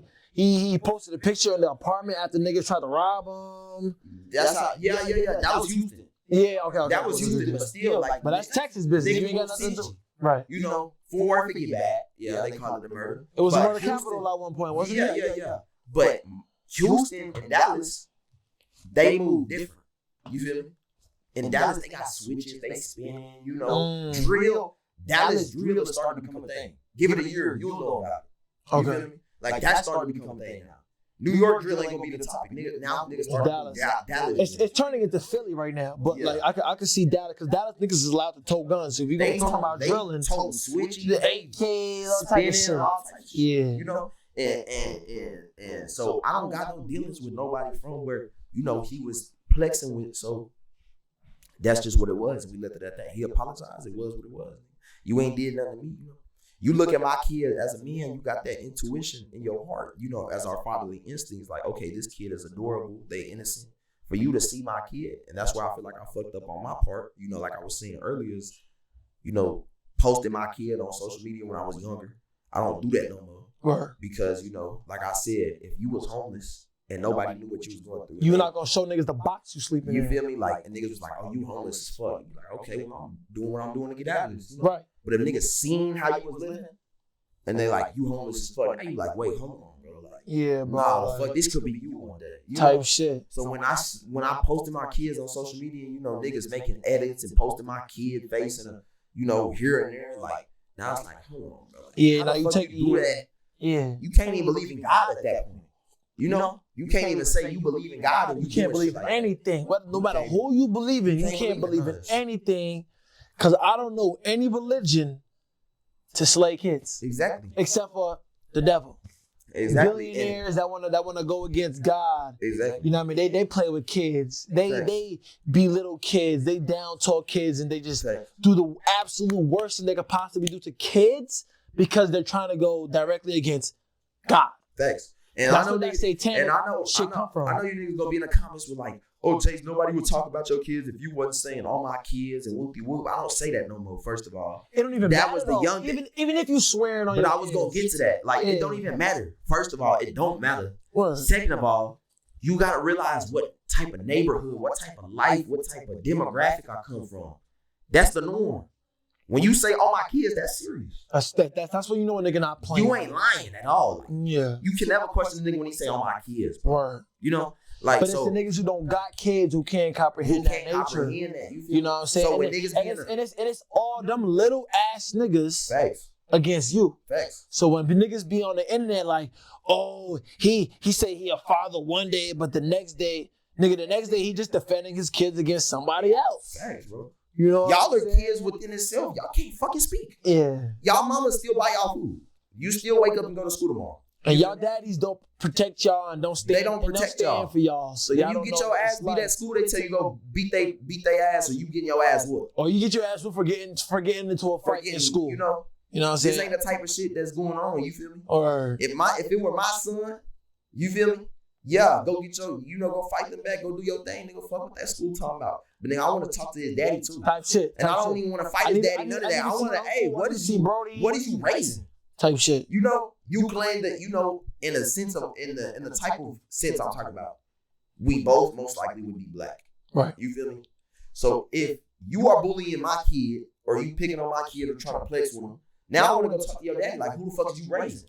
Knowing that we both come from this type of generation and this type of struggle and this type of life, And now you got your kid walking around acting like he the bougiest of the bougiest. Right. You feel me? So that's where it gets down to like, I want to, you know, these niggas is kids, bro. They can't fucking determine what's right or what's wrong in an adult life. You feel me? I live an adult life.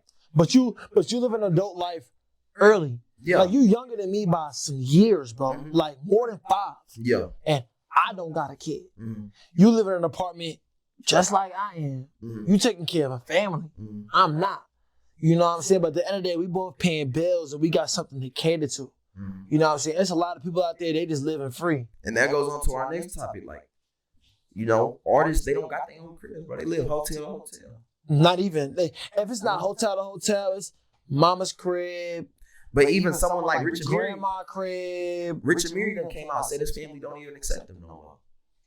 You feel me? So he live in hotel to hotel. That sounds like a kid who come from a good family with all the promising resources there to offer. And they know he living a life that he shouldn't be living. And they know he's living a life that he should not be living. And this is not who we raised. And this is somebody influenced by the internet to be somebody who's not. Now, I'm not saying Rich Amiri specifically, even though we're talking about it's a lot of artists. I'm just saying there are a lot of people in that position where it's like, dude, your mom is a teacher, your mom makes a lot of money, your dad makes a lot of money, you're influenced by G Herbo, your mother and your dad don't know who the fuck that person is, and you're crashing out and you're just going against who you are and what you really talented. Because the type of life I live. Right. Like, so if you're not trying to struggle, you shouldn't be trying to struggle to come up.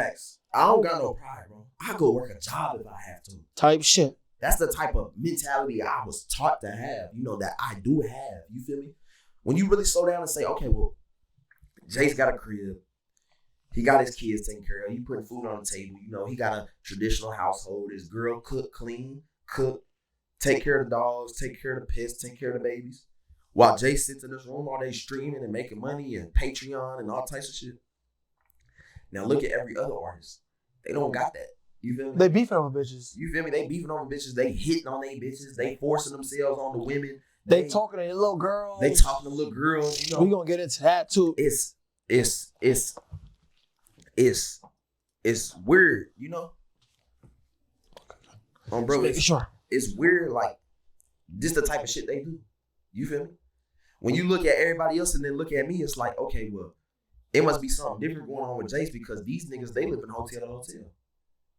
Nigga, you just got a $20,000 advance and you spent that all on jewelry and clothes to look flashy on the internet and you still don't got no fucking crib? It's crazy, bro. Like, I'm focused on what you can leave behind after you die, bro. On God. Like I already said, I don't know if the camera picked it up or not, but I'm going to say it again, you know. Ain't nothing you can leave behind in this life that'll grow other than your kids, bro. You can die. You can own a garden, bro. Your money not gonna grow. Your name house can only live on for so long. Your name not gonna grow. Even if you have a garden in your backyard, your flowers gonna die. Not even a natural plant from the earth will continue to grow after you die if you're not there to take care of it. The only thing in life that'll grow after you die is your kids. That's the only thing. Is your kids, bro. That's why I'm so heavy on children. That's why I want 10 children.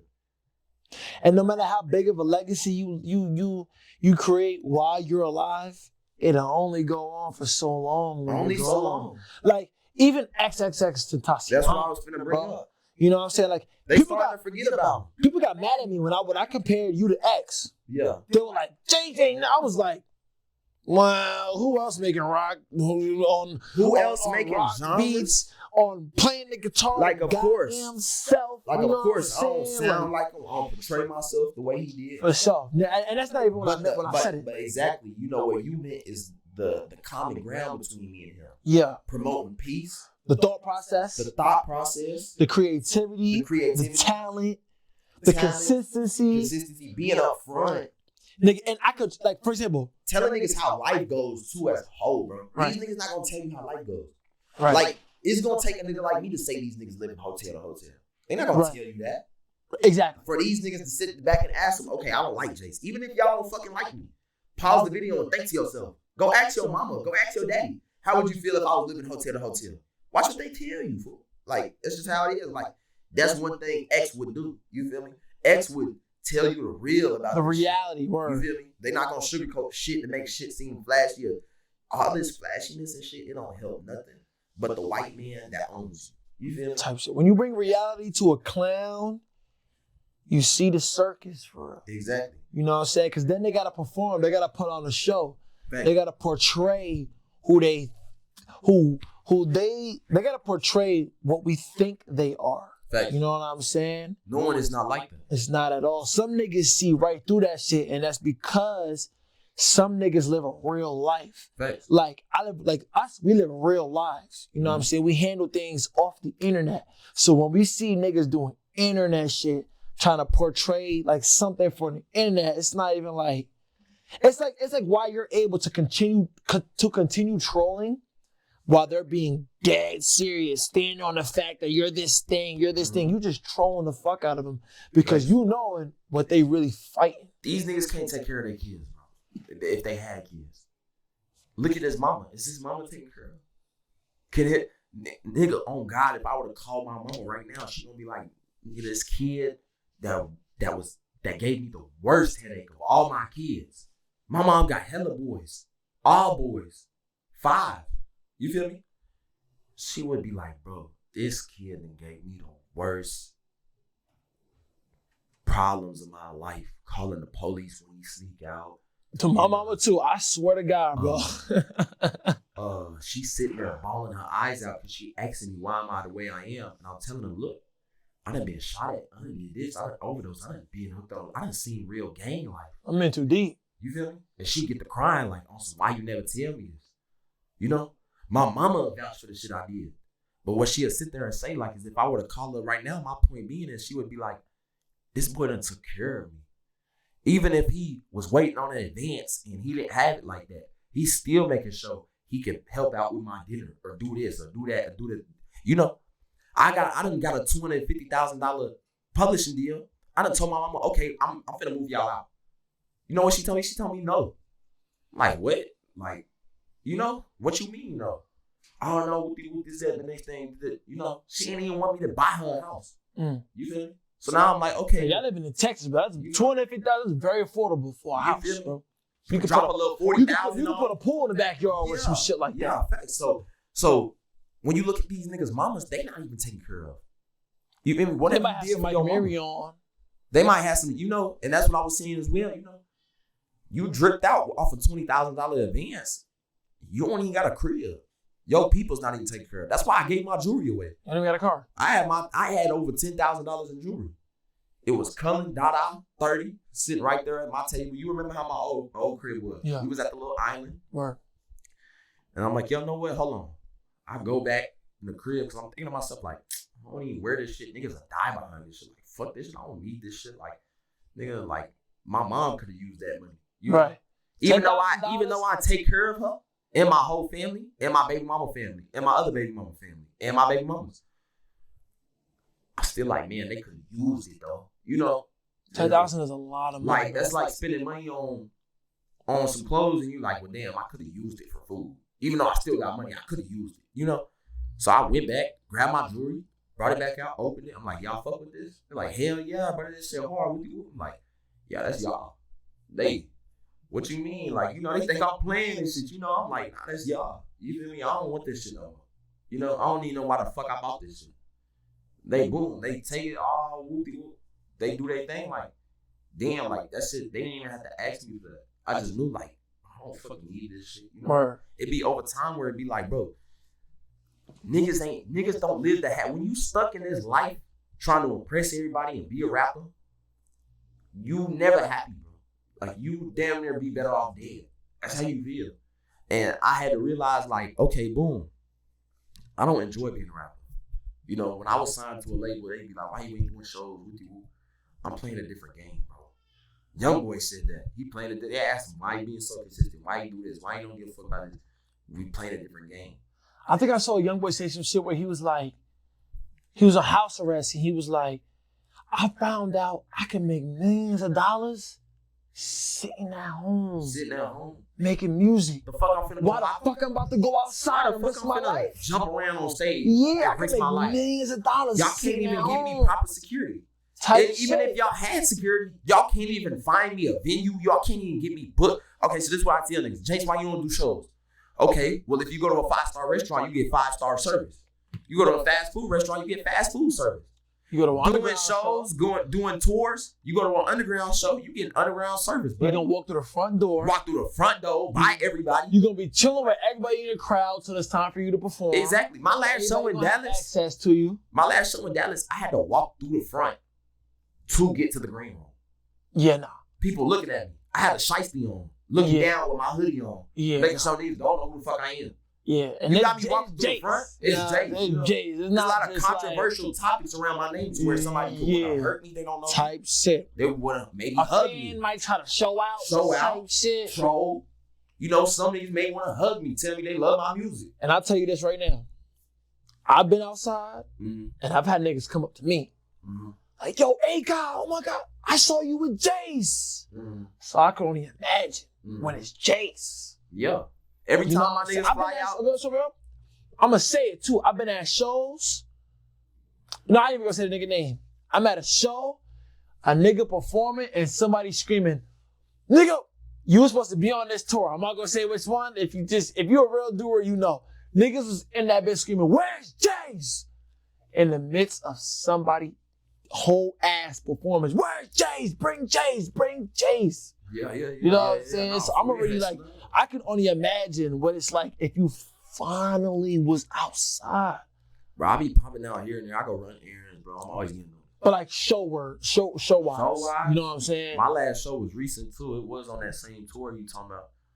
I popped out to Dallas. I wasn't even supposed to perform at Dallas. I think Atlanta, New York, somewhere else. I think Cali. Man, if you would have came to that New York shit, yeah, I'm telling. But I was like, nah, I went to Dallas, and that shit was crazy, bro. Like, I ain't did a show in so long when I went and did that show. How long would you say it's been?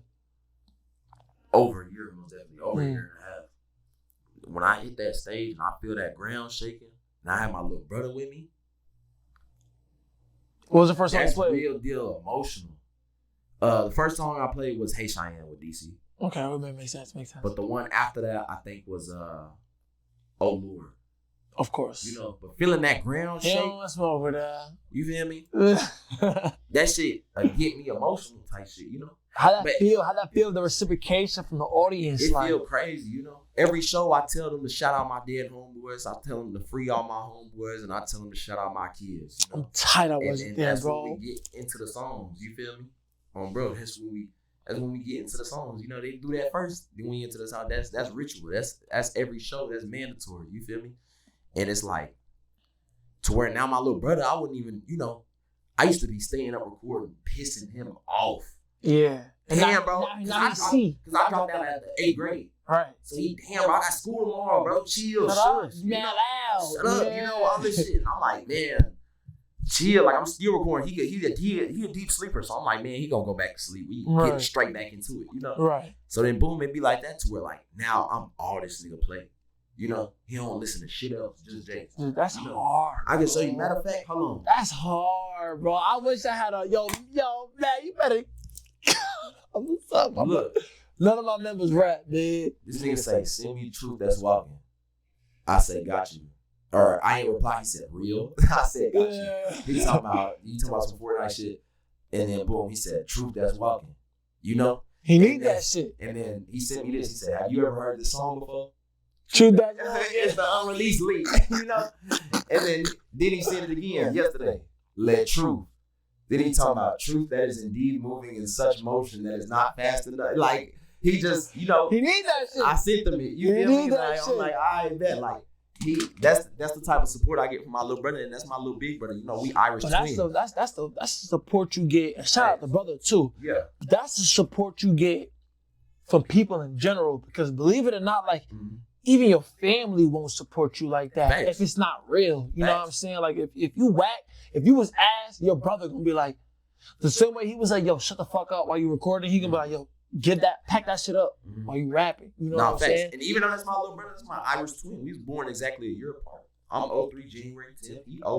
He 04 January 11th. That's tough. And he was born a little bit past midnight. So really damn near technically same day. You feel me? Nah, worse. But, Y'all fake on some twin shit. Yeah, like we Irish twins, bro. When you search up Irish twins, that's exactly what it means. Exactly a year apart. And bro, like, yeah, that's I ain't never expected that type of support from anybody I had, within my family, anything. Bro. So how does it feel coming from like the home? Would you feel like that makes you feel more comfortable as a rapper? Because 9 times out of 10, rappers are not getting support at home. As long as I'm making my family happy, that's all that matters. That they don't know. Like, of course I care if I'm making my supporters happy. Like, I love that. But like my family, that's what give you that little heart feeling, that little feeling in your heart. You feel me? Like, yeah, I get it. My supporters love me. And what's crazy is I done been emotional before. I done been whatever. They always there to pick me up, I done been emotional behind closed doors. I'll read their DMs and then start tearing up slow, So I be like, damn, like these people still here for me no matter what. You feel me? I can say what I say, do what I do, live how I live. And they just really feel what I'm talking about. Which is, of course, mission accomplished. That's what I want them to do is feel what I'm saying. But like, it hit different. But still, when it's that family, your family is always anybody is the last people you would expect to support you. Word. You feel me? Like really give a fuck about the shit you doing, really keeping up with what you're doing. My mama like, when you dropping this, when you dropping that. My dad, he funny as hell. He still loves TG Doo-Wop. he like Jace, but like he be like, man, I miss that young. He be like, don't delete that shit. He be telling me like, I still listen to that shit on a daily. My dad, my all-time SoundCloud listeners, my dad is number 2 and number 3. That's hard. His main profile number 2, his other profile number 3. That's hard, bro. The main person listening to me is my father. That's hard. More than anybody else. When niggas be in my DMs, usually niggas' dads is telling them to pick up a fucking hammer. You feel me? Or a drill. My dad supported me first though. My mom was like, "What you on the internet doing this shit?" When I called myself TG Doo-Wop, she's like, "The fuck is you doing on the internet? You need to get off the internet doing that shit. You making me look bad, whoop-de-whoop, this, that, and the next thing." And but my dad was always like, he called me that same day because my mama told me that I kind of got sad, Right. And my dad called me the same day, like, all he kept saying was yes, like yes, like even though my music was mediocre, I was young, I didn't have that star talent at the time. Right. He was just like, thank God. He knew you was doing something. He knew I was trying to do something. You feel me? Like, and that's where he was like, yeah, like he knew that shit was gonna take off. You feel me? Bro, my mom was for it, because of her occupation. Niggas be like, Jace, your mama a cop. No, the fuck she not. She don't have handcuffs. She don't have fucking a gun. She don't hold a taser. She's not out here locked. She not the reason niggas get locked up. Right. She's literally damn near a guard. You feel me? So she don't want what I do to reciprocate back onto her occupation. Type shit. She don't want to see what go on in there. She don't want that for her kids. Exactly. But she know I'm gangster. You feel me? You can look at these niggas. Amiri, your mama don't know you gangster, nigga. Like, Skull. And she probably don't deal with gangsters. And she don't fuck with that shit. They don't fuck with that shit, We done seen videos, pictures of Amiri when he was young, Skull when he was young, all these niggas when they was young. Regular dudes. Reno and them.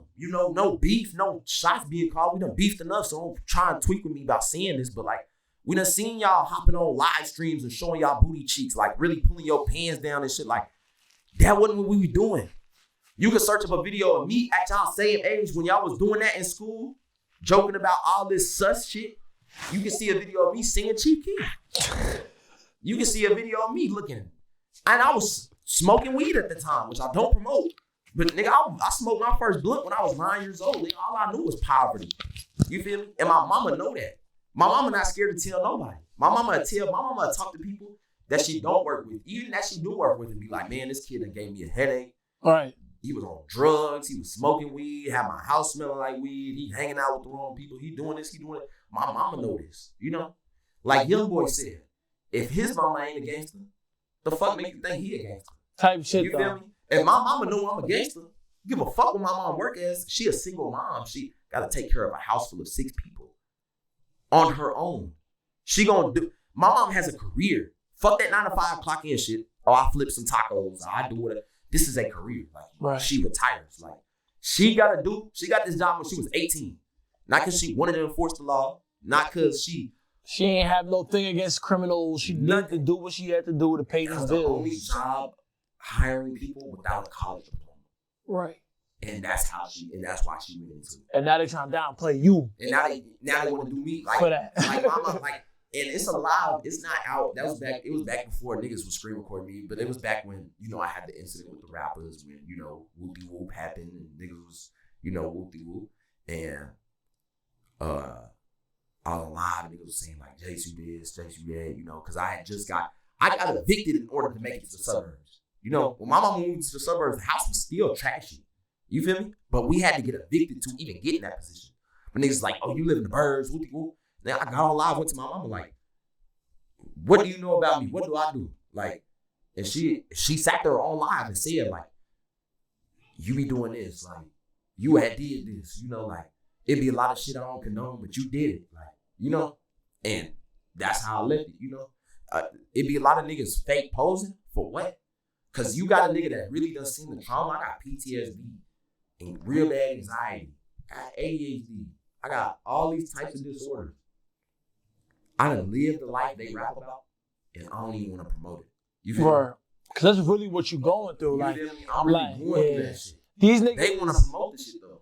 Word, yeah. And I've noticed that. You know what I'm saying? It's like the fake shooters. It's like niggas went beyond being a fake Uda. Now niggas is fake druggies, fake traumatic, fake poor. I'm even hearing niggas got fake baby mamas. Mm-hmm. The fake drugs. I think I seen you reacting to it when niggas was saying like, I think it was like Slayworld or something. Niggas was calling niggas out for being a fake druggie. But yeah, and niggas was saying, yeah, I remember that shit. And niggas was saying, Tina, niggas was saying, yeah. He is faking being a druggie. Like being fake leaned out. But still what's also lame is calling a nigga out for, in the way he did. Because I can say, okay, well, he a fake druggie. He don't do drugs. Whatever he's doing is to appease to people's needs, what they want to hear. Now, when you on Instagram talking about, man, you a fake druggie, you won't get high. Like this for the real druggies. Yeah, that's not cool neither. That's not cool. That's not cool neither, bro. Niggas be like, yeah. And that's what I never understood. It's like niggas want you to be pussy. Because they think your mom's is a cop, and then the fact that they find out that you really outside, you really one of the very few that's out here really doing shit. It's like now you lame because that's not what you should be doing, even though that's what they glorify. Exactly. How does that make you feel? It be weird, bro. Be a little wishy-washy shit. Oh, Jace, you not gangster. Cujo did some shit that gangsters would talk about. And they playing now all of a sudden, now all of a sudden it's we hope he rot in jail. He's stupid. Well, he ain't never getting out. You ain't never bonding that nigga out. And well, it's like, damn, nigga, which one is it? You want me to be this or you want me to be that? Type shit. Which I don't be anything. I just be me. You feel me? But niggas it's like the type of person I am, all the controversy around me, I can't do nothing right. You feel me? Which I don't give a fuck about, but it's like, damn, nigga, give me a break. That's why I be like, I was telling niggas like some months ago, I was like, man, I can't wait till there's a nigga that can take my spot and get bigger than me. So y'all can want to beef with him. So that's the new trend. I remember you were like, and it was so smart when you said this, you were like, I want to give it a break because I want to see where the hate goes. Yeah, I want to see where the hate goes. You feel me? And you showed me your kick. You showed me your Patreon. I think I'm more than sure you're still making more money than independent rappers. Oh, yeah. That have a buzz. Oh, yeah. And are doing shows, are doing the absolute most. I still see that you're pulling it in. Most definitely. More than them. Where's they crib? Where's they family? Where's they assets? Where's they investments? Yeah. Where's they life? They don't got a life. And even piggying back on I want to see where the hate goes. Now you got Xaviersobased rapping about what he rapping about. Nobody give a fuck. So let's talk about that. So Xaviersobased and the Jace situation. Let's talk about it. So I seen that you reached out to Xaviersobased in the DMs. Yeah. You tried to keep it strictly confidential between you and him. Yeah. Let's talk about that and what you DM'd him and what happened after that. So he produced a song for Wildcard Uno. Okay. Wild Card Uno was talking about my kids. Okay. Of course. Threatening my kids. Xavier publicly co-signed the song. How would you say he publicly co-signed it?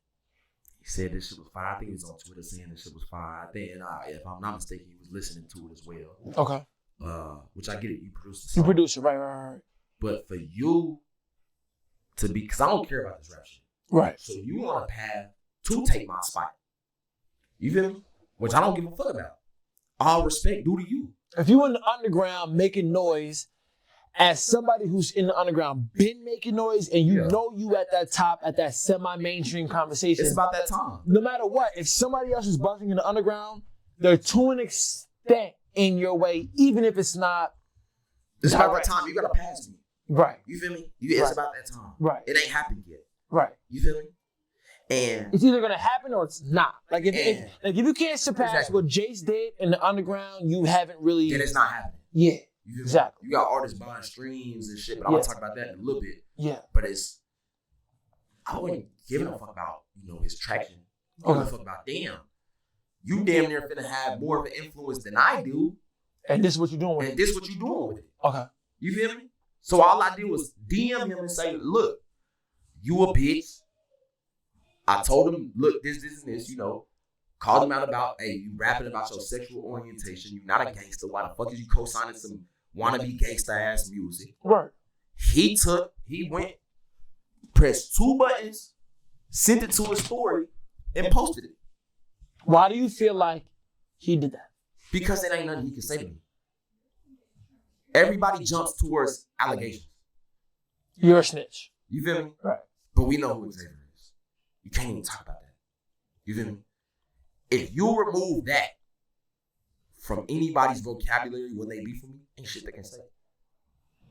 So that's why he screenshot posted to his story, because ain't nothing he can say. It's like, well, I can't respond in a gangster way, so I'm just gonna show people that I got, not like I got the acknowledgement, because because I've met Xavier, everybody knows that. So the vibe that I get from Xavier, he don't really seek acknowledgement. So I was genuinely confused when he posted the screenshot. I was confused because I was like, if he's trying to come at you, why are you doing that? Like, that's number one rule. Like, I never known Xavier to take a situation and acknowledge it. You feel me? He's very he's very yo, why y'all on dick? But very privately, he's very and he's humble. Dick. I give him that. I just said he's humble. I just said that the other day on stream. He's humble as shit. I will give him that. Respect to his career. Yeah. But my views is my views. I grew up listening to 3 6 Mafia, Wayne, Snoop, Eazy-E, Q, Eminem, 50, all that shit. You introduced me to hardcore shit. You feel me? Horrorcore. Yeah, horrorcore. That's what 3 6 Mafia Go was, like some blog, of the first horrorcore. You feel me? Yeah. And these are shit my dad used to. Bro, I give a fuck about music. I give a fuck about the art. Right. You feel me? So my views come in between. So first of all, I DM'd you. You made it public. Nobody wanted to beef with you. You made it beef. You feel me? Second of all I'm doing is calling you out because what you're making is not music. Regardless, niggas can be in the comments. All the kids can be in the comments. How you were saying the stop hating kids wave, this, that, the next thing. It's cool. That's good. Word. Yeah, definitely. We definitely don't want to hate kids. We don't want to hate kids. Word. But we do love hip hop. Y'all got all these morals when I just come from a different generation. Now all of a sudden you got morals. You feel me? I know what real music is. I know about Eminem talking about his baby mama and his problems and growing up poor. I know about 50 doing the same shit. Wayne doing the same shit. Word. All them niggas doing the same shit. Meek Mill, all that shit. To where it's like, this ain't music, bro. That's usually how hip hop starts. It's usually like young sensational rapper with this insane story that they're able to creatively elaborate on. And then that story turns into something motivational. Once they go from 0 to 100, they're able to talk about the struggle. They're able to go from the struggle to the success. Motivate a youth or a generation worth of people. Nowadays, it ain't like that no more. Exactly. It's really just like, who's the most free. Who's the most careless? Exactly. In this shit. And what's crazy is, and this is not a diss. This ain't no to diss. any rapper. This ain't no chat. diss. Y'all already know that. You know, don't comment trying to make it some old beef. I'm Yeah, just it's speaking none my of that. mind. This is what my supporters. If you're not a supporter of me, stay the fuck out the comments. Stay out of this part of the comments. You know, you can comment. You know, give your 2 cents, but don't be giving your 2 cents like I'm trying to fucking beef with nobody. This is just what my supporters want. You know, to get more into my mind. What I can't say on Instagram Live without it being clip posted to TikTok and niggas lynch me. Even though they're gonna do that shit anyway. They gonna do it anyway, but still it's like niggas lynch me on the internet for the things I said when I'm just speaking my mind. You feel me? But boom, basically my point is you know, there's an interview with Eminem. He has this song called Beautiful where he's talking about relapsing and getting out of rehab. There's an interview where Eminem said, where they asked him, what was the point of the song Beautiful?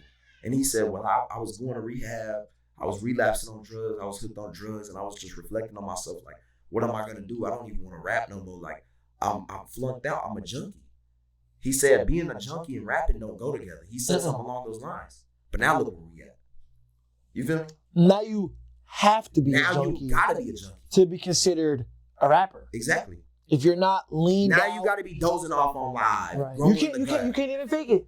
Facts. You can't even fake it. You getting called out for into your advantage. Exactly. You know what I'm saying? Even though that's all they'll accept, whether that's you. Lil Tecca got good music.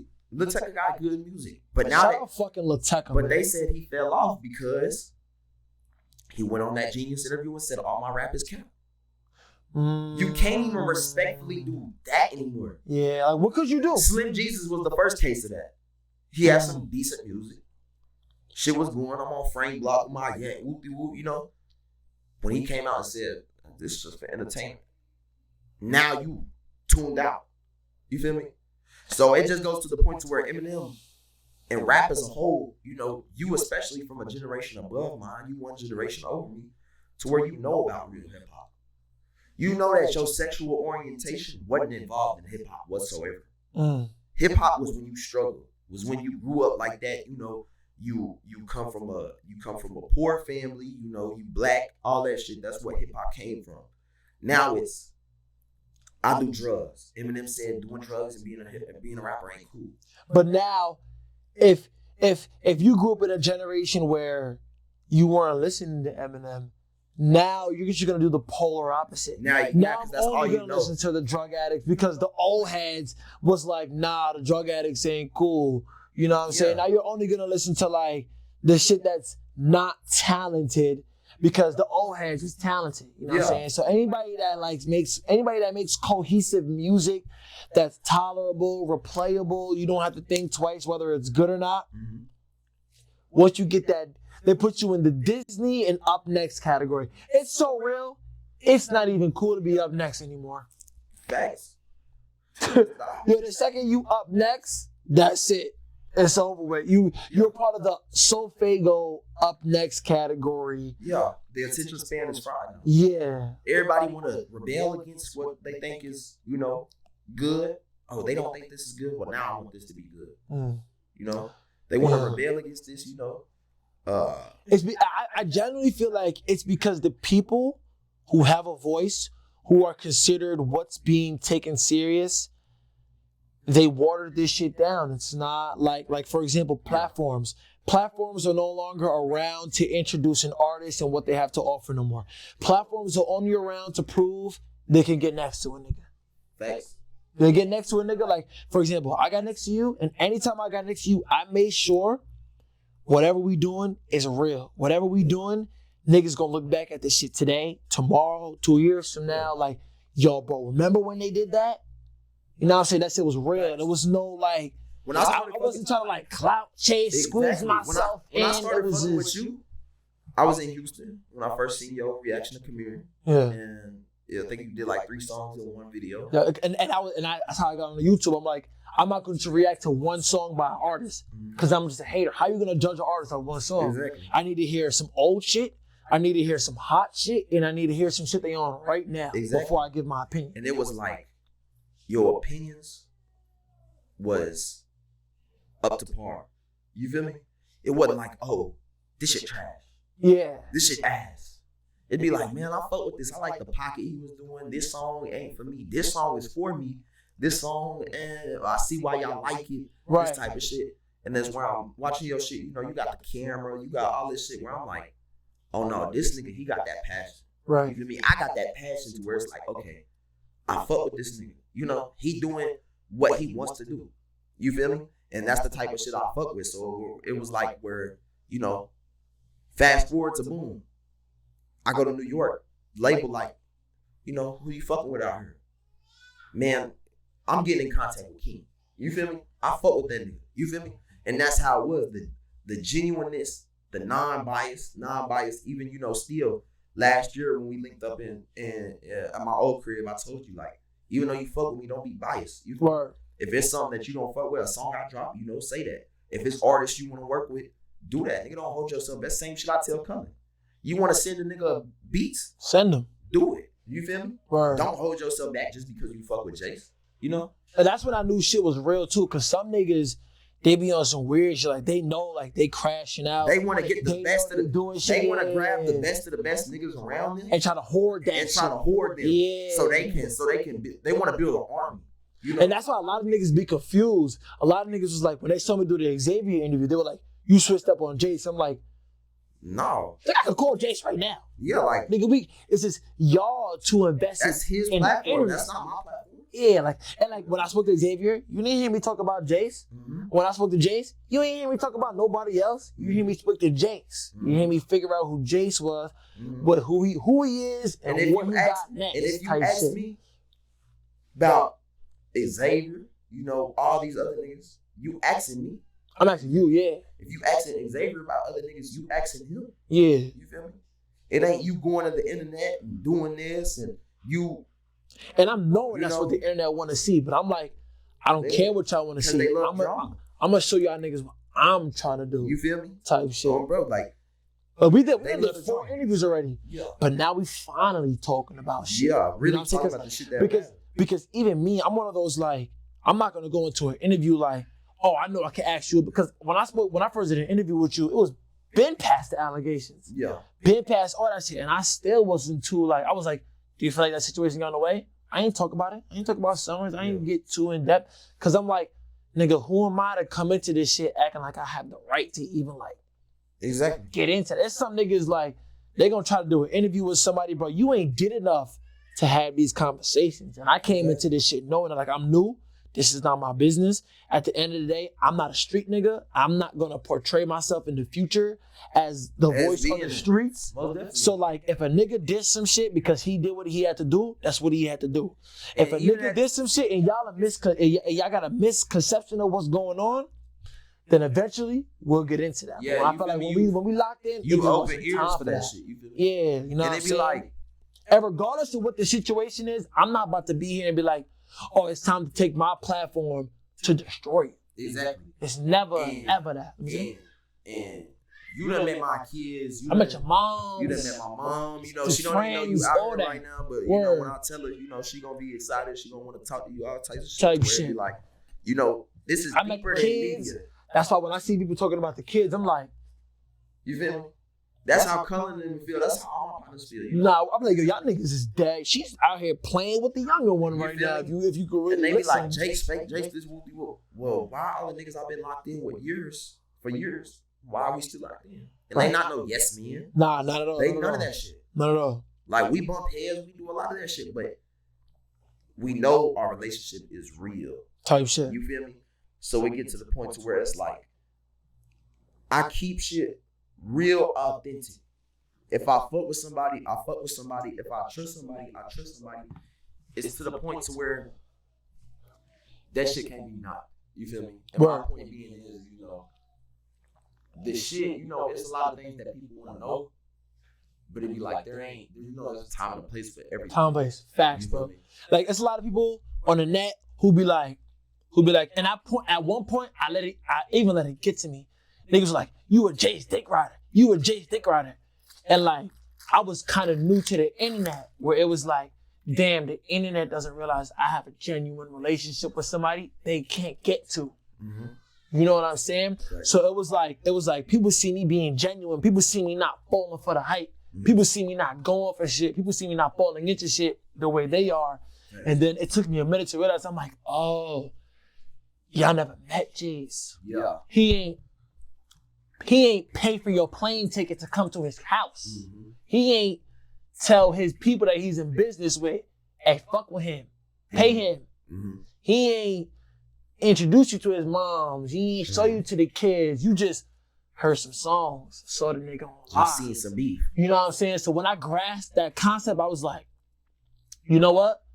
Like for a while, I was like, you know what? I ain't even gonna speak too much. There was so many niggas talking down on your name, and I'm like, I'm the only nigga who I feel like could like fix this because I know the truth. And then I realized, oh, it's me against 18 million 14-year-olds who really just don't know better. I'm making myself look bad, even just like speaking. You niggas just gonna have to you're just gonna have to understand in due time, or you're just gonna have to grow out of your childish behavior and realize, oh, I was being a child. Jace was doing some grown man shit. Exactly. You know what I'm saying? Like a lot of these niggas is just the underground is an immature audience. Yeah. You know what I'm saying? You're talking to a bunch of little ass kids. So when you try to be moral, like for real, like stand on like real morals that matter in life, like a lot of these niggas have internet morals. Like, oh, you're not a gangster, you're not killing people on the internet. I'm not gonna take you serious. But a nigga with some real standards, some real morals, gonna be like, boy, I'm not killing nobody for no reason. I'm not gonna get into that. I'm about to throw my life away because I don't know better, because I know better. The majority of my fan base, the reason they so strong with me is because they grew up with me damn near. Yeah. You feel me? Yeah. That's why I was saying, you know, like I said earlier, I got niggas that, boom, oh, I'm having my first kid, Jace, you got advice, so whoop-de-whoop, you know, these are the things that happen. You know, niggas live on the internet on some, you not a gangster, you ain't killing nobody, whoop-de-whoop. Are you gonna go kill somebody? Right. And a lot of them, that's your one way ticket to clout. Right. You feel me? If you talking about niggas killing somebody, you go do it. Nigga, you get famous. Go do it. The opportunity is there for anybody. But they're not wise enough to see what comes after that. Exactly. Even if you don't go to jail, you living like this. But they won't even step into that. They can't picture themselves doing nothing like that. They want to listen to music they feel like they can relate to. Yeah. And let the rapper do all they evil doings. Yeah. So live vicariously through the rapper. Exactly. When it's not that. You know, that's why I live the way I live, because I don't promote certain shit. I don't do certain shit. When did you realize at one point you have an influence and you're starting to like lead people to think and be like you almost? Like, for example, I remember when you told me people rap like you, people take your presets. I didn't even know what that meant in September of 2022 when you told me that. I was like, oh shit, that sounds good, you know, that sounds cool. And then I like started reacting to niggas' music. And I'm like, I swear to God, I probably have. Even Reno used my ad-lib preset recently. I think I know what you're talking about. But like, I got to a point where I was like, every 5 reactions out of 10 that I do, I'm like, I'm telling niggas, yo, you sound just like Jace. As a matter of fact, last night, I'm reacting to a nigga while playing GTRP, and I'm like, well, you sound just like Jace. You're sitting there saying, ban, just like Jace. Yeah. I knew it. So look, when I was in Houston, when I was hooked on the drugs, before I got signed, I knew I was growing in influence. When I got signed, I got approved to move to Houston the same day. So that weekend, I moved to Houston. When I was around the wrong crowd and I was hooked on drugs, I was blind to everything. I wasn't who I was. The way I talked on live, the way I had them grills in, couldn't talk with the grills in. I'm saying certain shit that's just not me, that I look back at it and I'll cringe. Then it's like when I came back to Fort Worth, it's when I snapped back to reality, like, hold on. You got an influence on these niggas. All they know is you doing perks, doing drink. You was around so-and-so, and now they think it's cool. You feel me? No, let me run that back in. Teach them how to live. You feel me? Teach them what matters. You feel me? Of course, the little kids gonna, cause a lot of little kids gonna call me an old head. They're gonna go say, go take care of your kids. What you doing with you? They gonna tell me all that, but the niggas that listen, they gonna listen. You feel me? I realized I had an influence when I came back to Fort Worth, because I'm like, hold up. What was the difference between Fort Worth and Houston though? Like that made you just realize so much. Being under the influence. Percocet is the evil drug. I don't even smoke weed no more. Right. You feel me? And you know me, I'm a stoner. Right. Like, I came here. You used to smoke woods this fat. Yeah, we would have like, had one right now. Stoner. This fat. Big stoner. Like, and I just feel like drugs, nobody needs drugs at all. Only person who can need weed and you don't even need it, it's a choice. So niggas on glaucoma. Glaucoma, chemotherapy, Parkinson's. Those are the only 3 things, bro. I had a nigga in my stream saying, well, I have insomnia, I need weed. Well, no, because if you have 2 dreams a month on average, and you have insomniac episodes every dream, you getting stuck in your sleep, waking up, you seeing demons and shit. The common side effect to being sober off weed is more vivid dreams. Yeah. So let's say you have two dreams a month on average. You smoke weed, okay, it suppresses those dreams. But let's say you can't afford to get high every day. I could afford to get high every day. Right. But the average nigga can't. Nope. I was buying zips, 2 zips, QPs. The one day you go 1 day or 2 days without smoking, it's devastating. Now that two dreams a month is 4, 5. You feel me? Now you have more insomniac episodes smoking weed than you would have been without weed. You feel me? So even I shut that down to where it's like, nigga, you have insomnia, you don't fucking need weed, though. Yeah, it suppresses dreams, but only if you can afford to get high every fucking day. Nobody needs weed, bro. It's a want still. It's a choice. A nigga with glaucoma could be like, okay, I want to treat it with marijuana. You feel me? Chemotherapy, I want to treat it with marijuana. You can treat chemo with marijuana? Parkinson's, treat it with marijuana. Yeah, chemo, marijuana will stop like the stomach pains, the pains, and it'll make you relax. CBD will do the same thing. Parkinson's, there's a video right now on YouTube that just came out, I think like a year or 2 ago. Is a dude with, or maybe older than that, but it was a dude with Parkinson's. He, I think he either smoked the weed or took an edible. Parkinson's, you shaking. You all over the place. Right when he got high, right when it kicked in, he sleep. He couldn't sleep. He could only sleep for like a few hours at a time. Had the best sleep ever of his life. You feel me? Like, this is what weed could do. You feel me? It can relieve pain. It can do all that shit. You feel me? So how do you know when things are too much? Like, for example, there was a week on Instagram Live where every day we woke up and there was a new Jace situation going on Instagram. And then eventually it came to an end. When did you realize too much was going on? When it was 2 Instagram Live beefs in one day. What were the 2 on one day? You talking about the recent ones, right? Smoking Skull and Yapo JJ. So let's get into Smoking Skull first, because that was the more recent one. Yeah. What happened between you and Smoking Skull? I don't know. He signed in my label, and the first thing he did was diss me in a trailer. And what you do to me? What I do to you? He even just admitted on one of our recent lives, like, nigga, he was a fan. He looked up to me. He loved my music. When he signed the deal, I seen him say something about he was a troll and how could niggas not have noticed that he's just a troll. He's not a gangster. He's not a rapper. Now all of a sudden you're not a gangster. Yeah, he's now all of a sudden you're not a rapper. You're just a troll. But he being gangster with you. The A&R work who found him is bullshit. Yo, you need to retire as an A&R, because where the fuck did you find this nigga? Picked him up just to drop him. And now he, and I know who found him. I love you. So you don't need to retire. But I'm about to say, wait. The fuck was you thinking, bro? Like, first thing he did when he signed was diss Jace. What? Do you think the A&R could have maybe signed off on that, or? Hell yeah, that was more better. I can show you 3 artists after this interview that literally need to be signed right now today. That are really pulling in substantial numbers. No, I mean like signed off on dissing Jace. Hell yeah, why the fuck y'all condone that? Especially because now I feel like the type of conversations I had when I moved back to Fort Worth and dropped that diss song on Slump, I wasn't even gonna respond. I only responded because my team told me to. When I brought up, oh, you play soccer, you missed the video because the soccer practice shit. my label was the one who called me like, hey, we had to book him for a video, but he couldn't go because he had soccer practice. You should bring that up. Word for word, right hand to the man himself.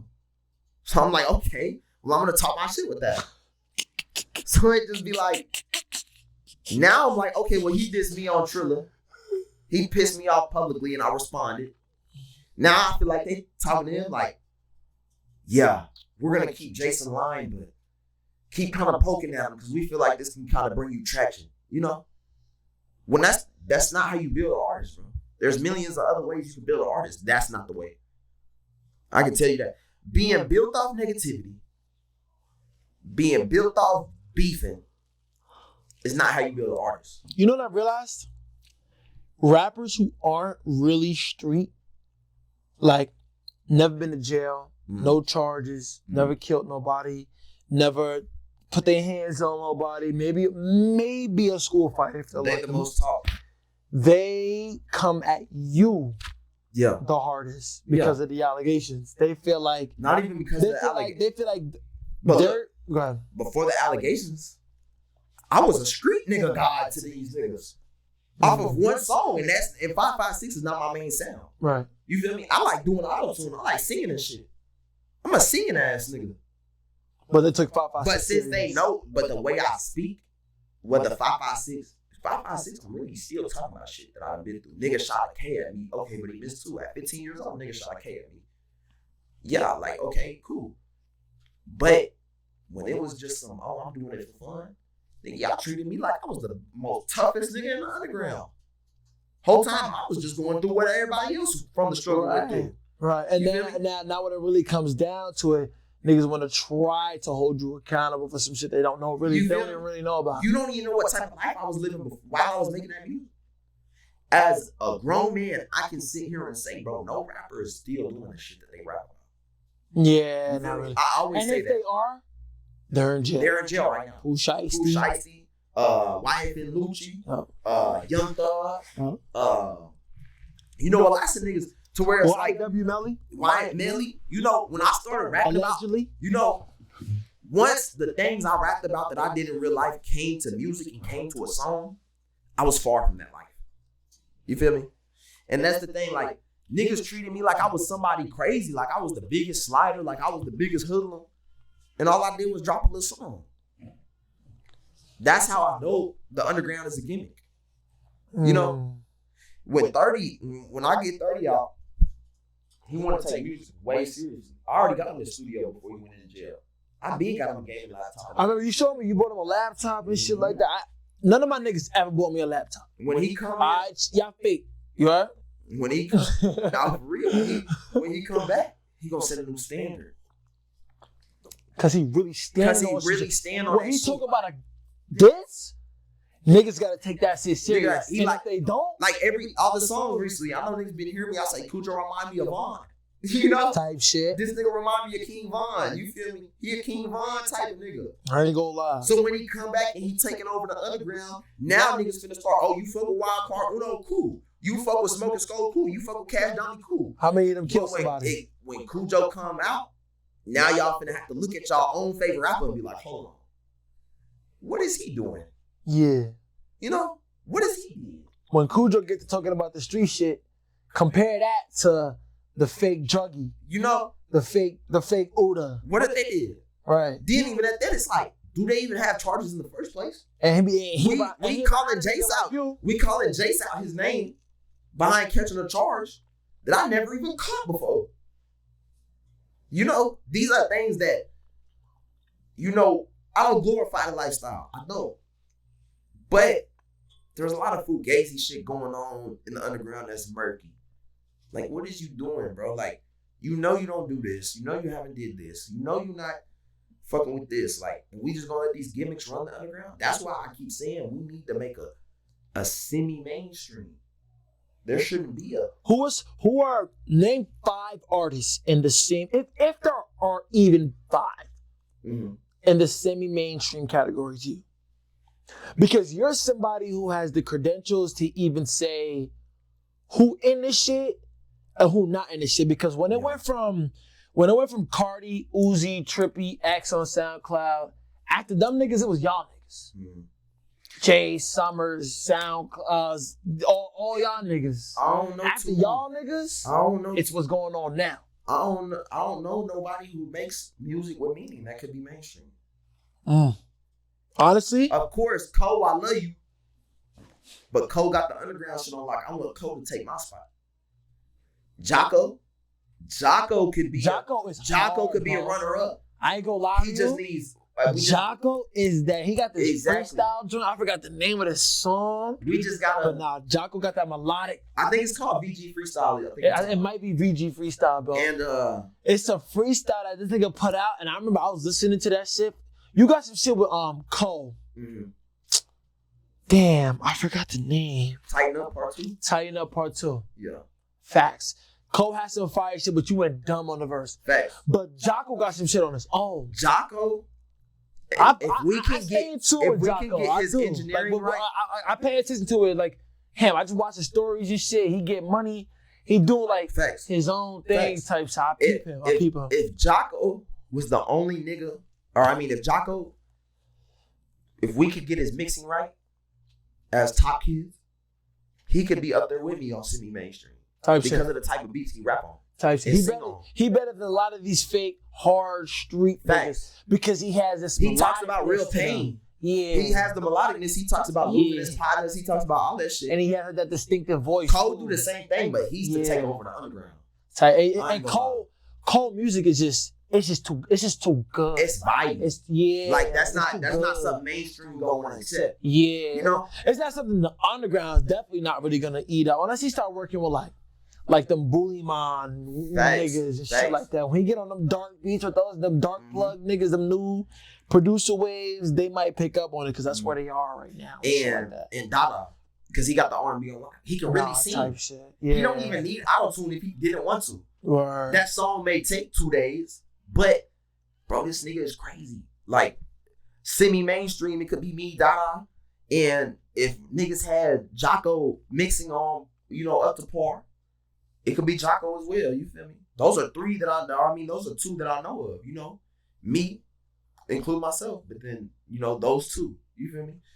Other than that, there's nobody in the underground I know that's really talking about shit that's going on in life. Have you heard of the new overnight sensation Laser Dim 700 dude? I've seen his name in my Keep Chat a few times. What do you? So you haven't tapped into music or not? I listened to one song. It sounds like it was recorded off Band Lab. Not even like voice memos. Like the voice memos out. If he who I'm thinking about, if he not, don't take no disrespect. Like this interview, I'm not beefing with nobody. I'm not. Tight shit. We just addressing shit. But if it's who I think I listened to on stream when they told me to search him up, it sounded like he was recording. I saw the video of you looking him up too. It sounded like he was recording on voice memos. But I mean, it's cool. It's cool. The underground doing what it's doing. I think he just got his little chunk of change, but gangsta shit, and bought a little studio set up, and was recording on live. I peeped that shit. Gangsta shit though. Anybody can talk about gangsta shit though. Yeah, you got It's all about how the gangsters perceive that shit. Yeah. If you let Connor and Max tell you that you a gangster, then I don't really know how far. Yeah, I don't really know how. I don't really see you go too far with this shit. You have 7 different gang signs, but now you a blood. Yeah, so let's talk about this Kaz Dami situation because that's very notorious in the underground. Jace versus Kaz Dami. What occurred between Jace and Kaz Dami that made you guys just get into it for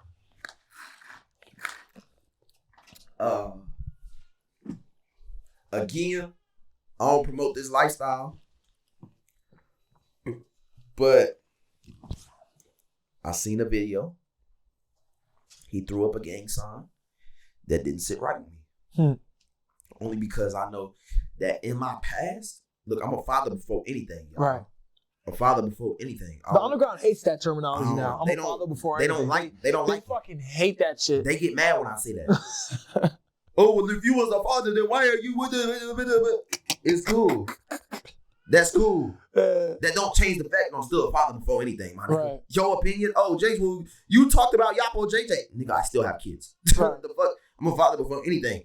But I seen a video, threw up a gang sign, that, you know, it's not just one gang that throws up this gang sign. It is more, but it's a Crip. It's derived from Crip sets. You feel me? And it didn't sit right with me because I really did put in work behind it. You feel me? Things that I don't glorify still, I'm going to stress that more and more and more and more and more. But, so I don't glorify it. I'm going to say it one more time, but I done put in work behind it. You know? I done real deal seen people get shot behind it. You know?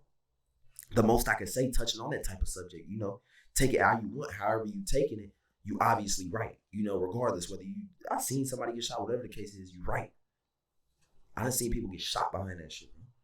Like, that's not something you need to be doing. And now all this, because like I said, I'm real big on art. I'm real big on the hip hop. I just watched Straight Outta Compton again in 2 years. It's been 2 years since I've seen it. I just watched it again like 2 nights ago.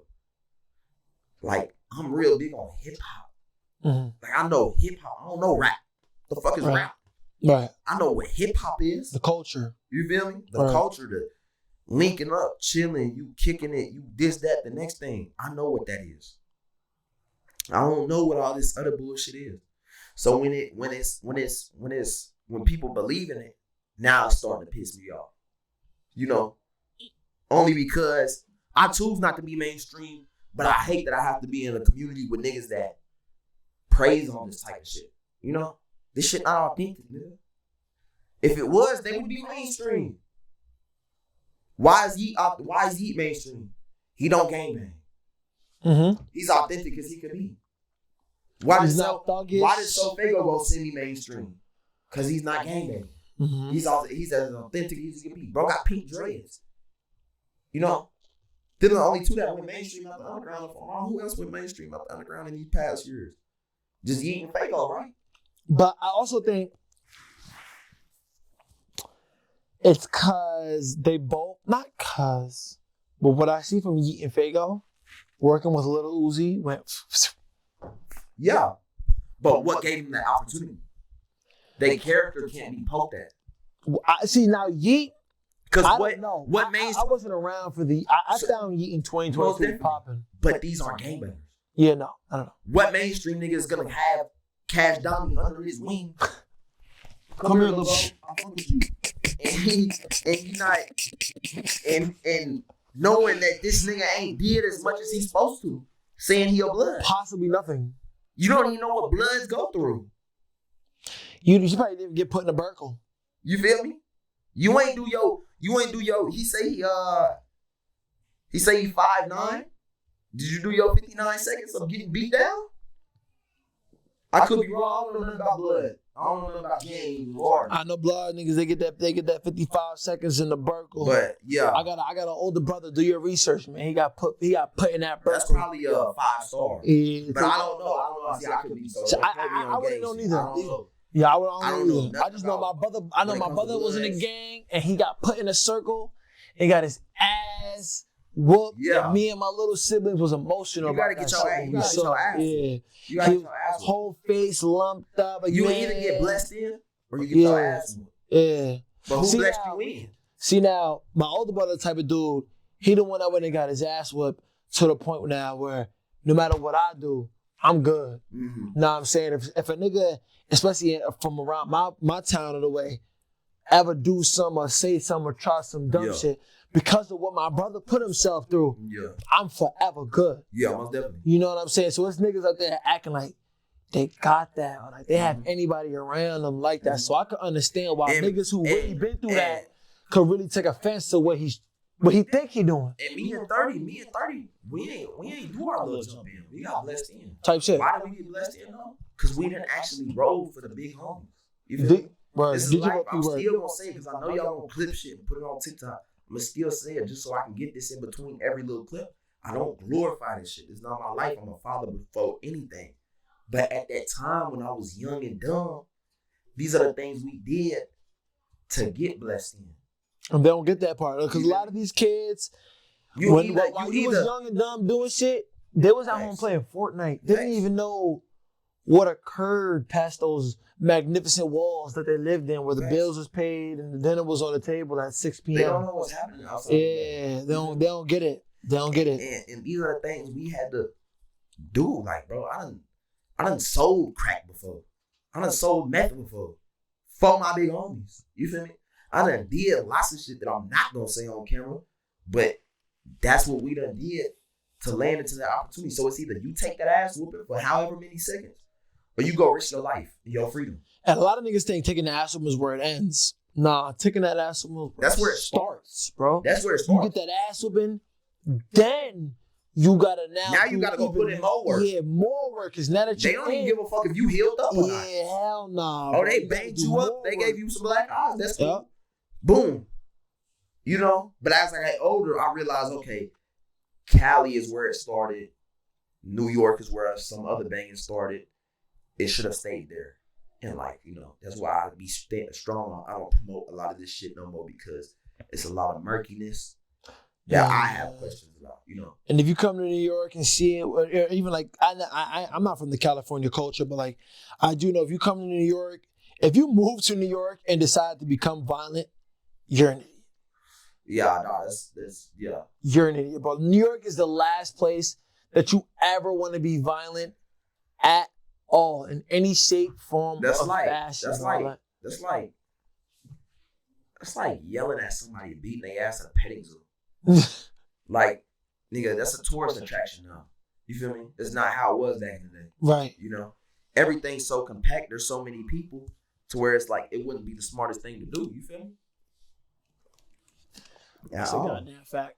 That's a goddamn fact. So I'm glad we got to touch on the underground and like how these kids really don't have a grasp on what they're trying to tear down. Yeah. You're trying to tear people down for being who they used to be, and you're trying to make it seem like that's not who they are at all. You know what I'm saying? Like, shit weird.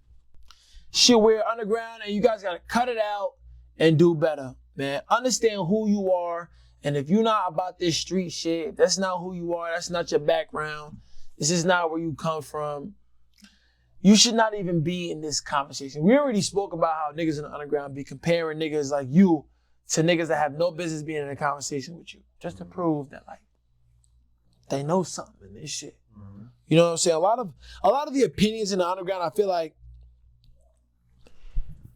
they really don't hold no weight. No, not at all. And that's another part of like the downfall. Nobody's opinion holds weight unless it's your family. And that's another downfall of the underground. Mm-hmm. Nobody's opinion holds weight. There's not a source that you could go to like, I could look past the smoke in the mirrors and go to this person and be like, this is what's going on. You know what I'm saying? I don't want to throw myself in that conversation. I try to be that person, but even I don't have that voice enough to be like, I'm gonna talk about this nigga and change his fucking life. You gotta know these people personally. Yeah. You feel me? These niggas gotta have a story with them. And that's what I can't get into 90% of the time. These niggas don't got a story. You niggas was a gimmick that surpassed the walls of the conversation. I fuck with Nespin. Yeah. I fuck with Nespin too. I like his music. I listen to him. That 2024 shit I listen to Youngboy and Sosa. Yeah. The only other niggas other than me are my top kids that I listen to. But I heard Nespin shit. I fuck with it heavy. Yeah. But nigga, where's you from? You know? Virginia. What did you come from? Something like that. You feel me? Coming from Virginia. Word. You feel me? If I know a nigga like Cullen who's from either Virginia, North Carolina or Virginia, somewhere like that. Somewhere in that area. Somewhere in that area. Yeah. I'm talking about Nespin. He's somewhere within the North Carolina, Virginia area. He's there. The Carolinas. Yeah. Still, it's what makes you, because when niggas go mainstream, it's because they was poor and they had that hunger. You feel me? You cool. Nespin music fire. I fuck with it. I would never hate on him. Would never beef with him. I like the Sosa. I like the Sosa inspo. I wouldn't say it's fire. 2024 freestyle is fire. It's fire. His Sosa inspo is fire. Okay. Yeah. I hear you. I can advocate for any nigga that's inspired by Sosa. and you doing it the right way. You feel me? I don't give a fuck if you white. I don't give a fuck if you was Mexican, black, pink, white, blue, brown. Right. You feel me? It's just the simple fact. What is your story? You feel me? Lying about having a baby. He the one who said he had the baby mama in the song. Then they asked him in the interview, who your baby mama? He was just like, she bad. Nigga, who is your baby mama, nigga? You know? You know what type of headaches I had to put up having two different baby mamas? You know? Like, this shit ain't nothing to brag about. I gotta take care of two different families. So Nestor was acting like he had a kid? Not even the fact that he didn't just upfront say, yeah, I have a kid, but he was like, yeah, I got a baby mama. But nigga, no, you don't.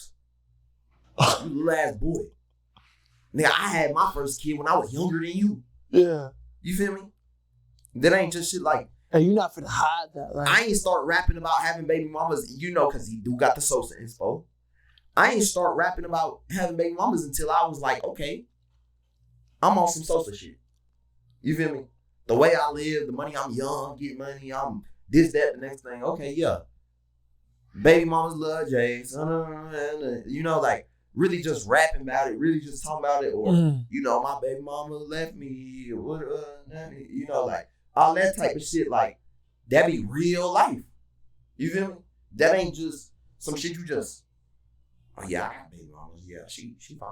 Like, the fuck? Like, if that's your baby mama, then that's obviously not your girl. Right.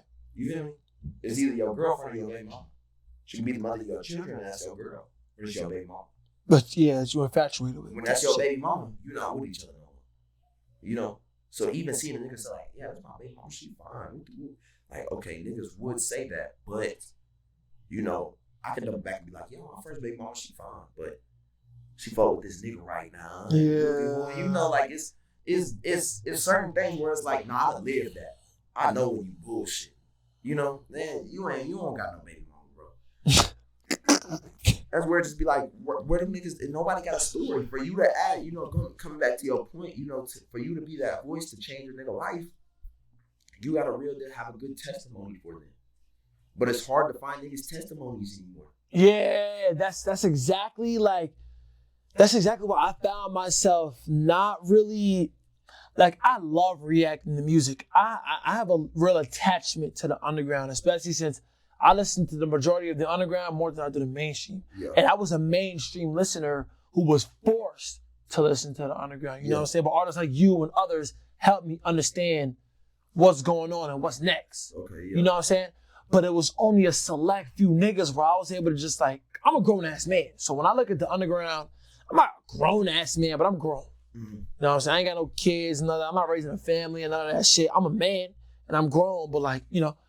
So when I look at niggas, especially little niggas, I could look at a nigga and be like, you going up fast, and you just want to be fast. Mm-hmm. You know what I'm saying? The majority of these niggas want to be fast, and it's hard to like keep up with these niggas because it's like, all right, I'm about to talk about everything you fronting about and lying about for the next 6 months. When other rappers already rap about this. You know what I'm saying? Am I about to fall for your gimmicks for the next 6 months? Like, to an extent, that's kind of watering me down. Oh yeah, Nespin just dropped a new song. It's called Lean. He said lean. Yeah, like kind of fucking video is that? Like, what am I supposed to say? You know, while reacting to that video. Exactly. You know what I'm saying? And that be the type of shit it be like. And it's not like I'm coming off some like a high of like, oh, your album was like, even though he hasn't put out an album yet, and I'm not even talking about that specifically, but like, so a lot of these rappers, I'm not coming down off an album that was so great. Mm-hmm. I didn't just get done watching an interview where I learned so much about you. I really just like. You going off of 14-year-old type. Twitter promo. Oh, this is what these little kids, these adolescent children saying is the next thing. Yeah. Our generation music. Like, okay, it's hard. But what's interesting? Yeah. What puts me on the edge of my chair to learn your next move or figure out? And this one thing, what I wanted to talk about Nespin. He slapped the nigga on camera. Yeah. Now you falling into a pattern. Yeah. Now you got to be this guy. Reno slapped the nigga on camera. Yeah. how you said now you got to be somebody. You know, our incident with Twisty P, nigga, you said you was gonna dog walk my children. We beat the fuck out you. Like that's how it was. Like that's righteous. But pulling your phone out and whoop-de-whoop. No, Twisty P, he took his phone out and got viral on TikTok. Had everybody in the world. I'm playing games. I'm playing the VR. Headset on my face. Niggas talking about, I walk with a stick, I walk with a gun, I'll shoot niggas for fun. Singing Twisty P shit. The same song, I can't get away from it. The same song, he talking about dog walking my children. No, so we gonna take that same phone out. That's karma. You feel me? Pulling out your phone and smacking a nigga. Now you in the pattern. I ain't gonna lie. Now we can see that the fame is starting to cloud you up. Because this is the first young nigga that I'm like, okay, I fuck with this shit. It's hard. I wouldn't listen to it. But it's hard. Like, I wouldn't be mad if it came on in a rotation. But now it's like, okay, now it's getting to your head. You feel me? Now we don't know what type of route you about to take within your fame. Right. If you just gonna sell out like Reno and them and be some cocky ass nigga, or you gonna be genuine, you know? I fuck with Nespin. I don't fuck with Xaviersobased. Xaviersobased humble. Nespin ain't. I have the pride and the dignity, and as a grown man, I can sit here and say who's gonna get bigger. What I'm seeing right now. And you think Nespin will be bigger, but has more of a promising career than Xavier? I feel like he has more of a promising sound. Yeah. But the actions that he's doing on camera is going to leave him under Xavier. You feel me? These are things that niggas don't take into consideration when they want to blow up as an underground artist. You feel me? I really built blueprints in my head. My whole career was built off my own blueprint. I done had Instagram pages knocked down. And the other nigga would have fell off after his Instagram page. It's over. I can name 5 rappers right now whose Instagram got taken down and they ain't been the same since. I done real deal built careers back up. I done real deal changed niggas' life. Moving like that, you not finna be nowhere far. And you smacking a nigga on camera, racing the thing. I'm biracial. I'm Italian and African American. I remember you told me you was black and white. I was like, I thought you was some Puerto Rican nigga. Black and white ain't a race, but African American and Italian is. That's a fact. But you white and you smacking a nigga on camera. Your race don't got nothing to do with it. But in this type of world, hip hop, it is. See, now I'm glad you pointed that out. In this type of world, hip hop, if you portray yourself as tough, you're attracting a whole different audience. Then you're white at the same time. Yeah, and you're white. Now you gotta be extra tough. Now the black kid's gonna want to see how tough you are. Exactly. You know, or the black, white, purple, orange, yellow. The tough kid is gonna want to see if you're tough. Exactly. Now, and I just off of how the world is built, you know, sad to say, but you see a white kid, you don't think they're tough. You feel me? Now, mind you, I'm from Texas, born and raised. There's more white men out here that'll kill you in self-defense. Yeah. That'll smoke you. And they know how to aim. They really know how to aim. ARs, they'll snipe you from across the street type shit. But as a young generation, you see a white kid who's also acting like that. Now you really want to put him to the test. Yeah, you want to give him a wedgie to see if he's gonna really shoot you. And when he don't shoot you and kill you, now that the wedgie won't get him to kill you, you want to see what will get him to kill you. You know what I'm saying? A lot of people don't understand that part of the streets. Targets on their head. I don't put targets on my head. But see, now I don't think, like, I see what Nespin did as a whole, like with the whole posting that shit on the net. But I feel like it would be more of a thing if he tried like a real street nigga. Like, I think he knew what he was doing. He knew when he tried the Indian dorky graphic designer. Psychologically analyzing these niggas, bro. Like Reno's situation, for example. Smack the nigga on camera. Bro, I'm a fan. What are you doing, bro? Smack them again. You only pulled that phone. Yeah, you already got into the altercation with him. Yeah. He's already smacked him at least once, before he pulled that camera out. He pulled that camera out knowing, okay, this is a sweet nigga. He not gonna do nothing. You feel me? Now let me pull this camera out and show everybody that I'm bullying this nigga. Nah, because you in the South, you slap me, I can shoot you, right? Or no? Nah. No? Not necessarily. Thank God I don't live in the South. Somebody would have been dead. Lethal. See, there's a lot of rumors about the South. They need to be either threatening lethal force against you or using lethal force against you. Okay. But even me threatening lethal force against you, I can't just say I'm going to kill you and then you can kill me. Yeah, no. You got to see me with my gun cocked and getting ready to aim it at you and saying, I'm about to kill you right now. Then that could count as self-defense. And it depends on how you do it. Shooting the head in most cases isn't self-defense. Shooting the body in a lot of cases also isn't self-defense. You got to leg them and shit. You got to hit them in the leg or somewhere non-lethal for it to just be like, I want to put a stop to, the or just hope they didn't die type shit. Exactly. So those are the type of situation. There's a lot of principles when it comes to catching a self-defense down south. So it's not just as simple as, I can kill this person, he slapped me, But even at that, it's like, you slap a nigga, bro, like, you knew he wasn't going to do nothing. Yeah. That's why you pulled your phone out. In a real situation with somebody who's really going to do something to you, you don't got no time to pull no fucking phone out. Hell nah, nigga. Like, I thought about that too. Like, how am I getting into it with a nigga? I got my phone in my hand. You know what I'm saying? That nigga definitely. Now you, it'd be like, I got my phone in my hand. I'm bitching this nigga. But really, you look like the female. Because the other nigga not recording. You not recording. You do all with clout. If I'm getting into it with you, I'm supposed to be the one on my phone now. You know what I'm saying? You supposed to be the nigga slapping me and going about your day. And if anything, I'm supposed to be the dickhead to post a video of me getting slapped. And it's pussy still because you got all the clout. Yeah. What if it was a situation somebody needs to, use lethal force in self-defense for? What if it's a situation where I have to pull my gun out and shoot you in self-defense?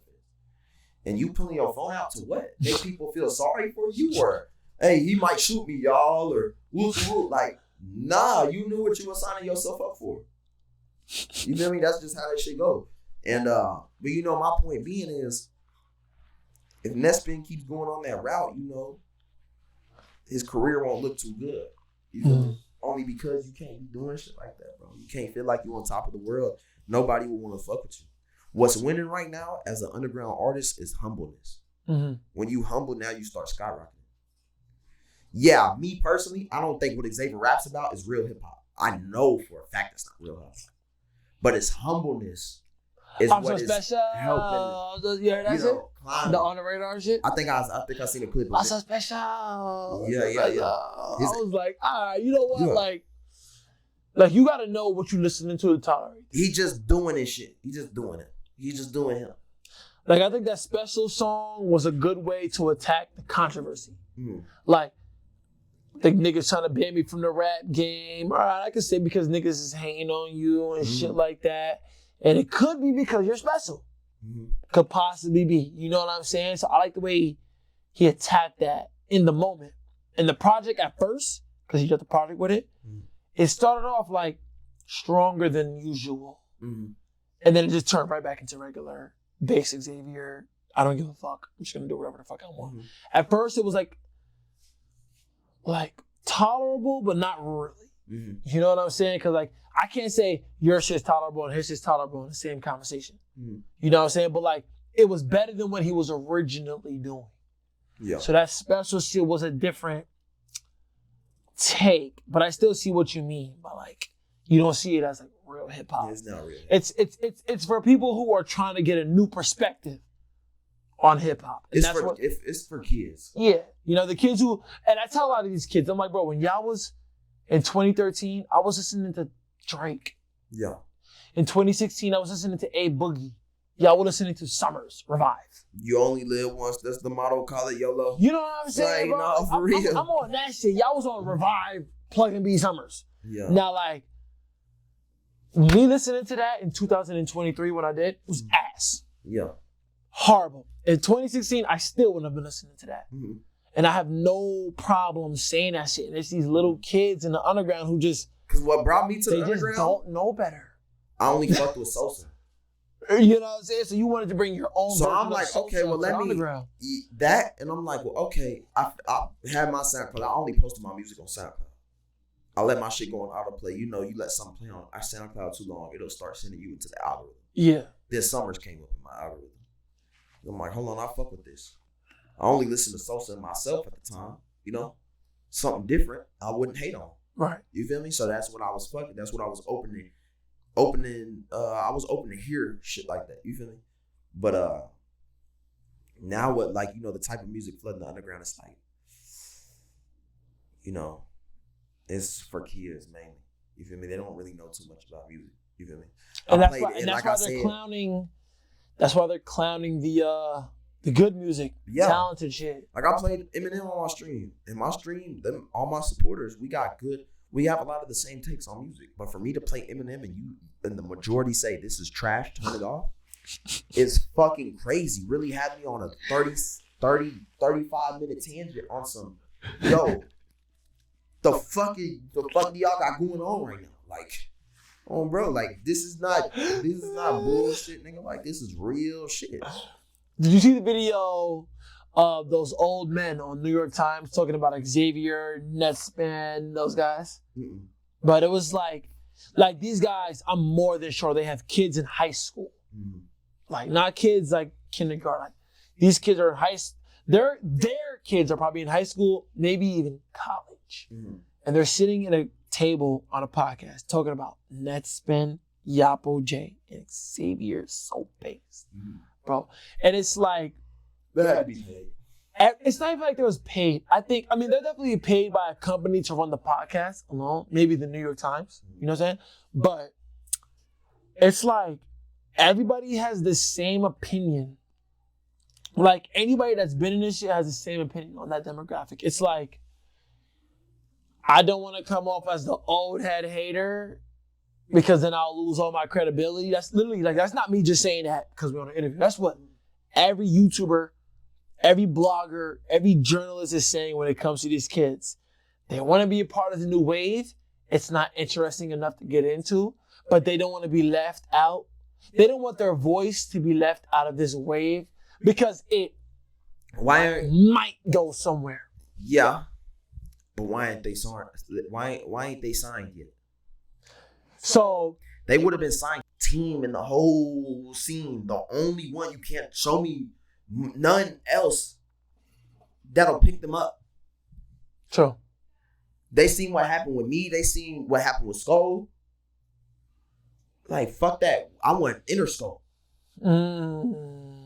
Fuck going to this label, which is owned by a subsidy label, which is owned by the main label. I want the main label. There's only one group of people that are gonna say, okay, well, we want to sign these kids. Stupid choice, stupid decision. But that's why they won't go with y'all. What have y'all done? Y'all couldn't even keep the main breadwinner happy. You feel me? I'm the one pushing everything, keeping everything in check. Built my own career off myself. Cool, I fucked with Reno. Cool, I fucked with everybody. How many hit songs do I have with Reno now? None. You can say go through trees. Go through trees. You can say go through trees. Yeah. But nigga, I got how many other more millions? But yeah, no, I don't even listen to Going Through Trees isn't in my rotation. They second artist, I ain't gonna say his name, but they got a bigger artist too. But he's under another bigger artist. And that's now his image. Oh, when I do a show, I'm with this bigger artist. You feel me? When I do this, I got this bigger artist involved. If you can't build your own career, now you capped down. You feel me? I have less followers than the second nigga that came in pushing weight. But I'm having more motion only because this nigga is under somebody. He built his career off of being under another artist. You feel me? It's all rigged. Would you have ever trusted your career in the hands of somebody else? Like, for example, a lot of people compare you to Uzi. They see the similarities. Like, if somebody like Uzi was like, yo, Jace, I want to sign you. Are you taking that? I think you should. I'm going to just be personal. Genuinely, I would want to. But also, genuinely, I don't like doing shows. So, like, when people be like, Jace, do you think this stopped you from being mainstream? Do you think this stopped you from being mainstream? Do you think this stopped you from being mainstream? So people say, it ain't stopped me from being mainstream. I choose not to be mainstream. So what are some things that you did to avoid, not even like you purposely avoided going mainstream. But what are some things that you think you did that kept you from going mainstream? I don't like doing shows. Like Young Boy said, I'm playing a different game. Jace, you have to do this show. You have to do this. You have to do this if you want this to go. You have to. I don't have to do shit. And now when you tell me something like it's fact, now I want to show you that's not fact. Yeah. You feel me? So I don't do shows. I don't do all that. I like the act of making music. I don't like being a rapper. I don't like a rapper image. I like just hopping in front of my computer. Okay, boom. Niggas is making music. That's that. I could easily go mainstream. Still to this day, didn't stop me from being mainstream. But I believe so too. I can disable my Instagram for 7 months. Come back in a crazy ass designer outfit with a crazy ass music video and a crazy ass album, and then go mainstream. With some features, all that shit. But I don't want to. That's easy. Anybody can do that. Yeah. I can do that, but I choose not to. It ain't shit stop me from being mainstream but myself, and I do that on purpose. You feel me? It ain't, oh, Jace, you beef with this, or you said this on the internet. Whoopie whoop, you said too much. Now you'll never go mainstream. No, I'm gonna be honest. I feel like you are, to an extent, mainstream because, like, for example, I was just having this conversation last night. If you could be in the conversation of mainstream, like, boom, right? I come from a town where I consider it no man's land. Like, niggas is haters. Nobody ain't ever made it from my hood. Like, not even to the point where Jace is at. Yeah. Nobody has never made it from, like, zero. Like, I'm probably one of the biggest sensations out of my town, and I'm a YouTuber reacting to shit in the underground. You know what I'm saying? So, like, it's a lot of niggas that I could put on. I could try to put on with their music, and it's not going. But I know damn well if I show a nigga Jace, they're gonna come back to me like, and it's happened like, yo, that Jace nigga.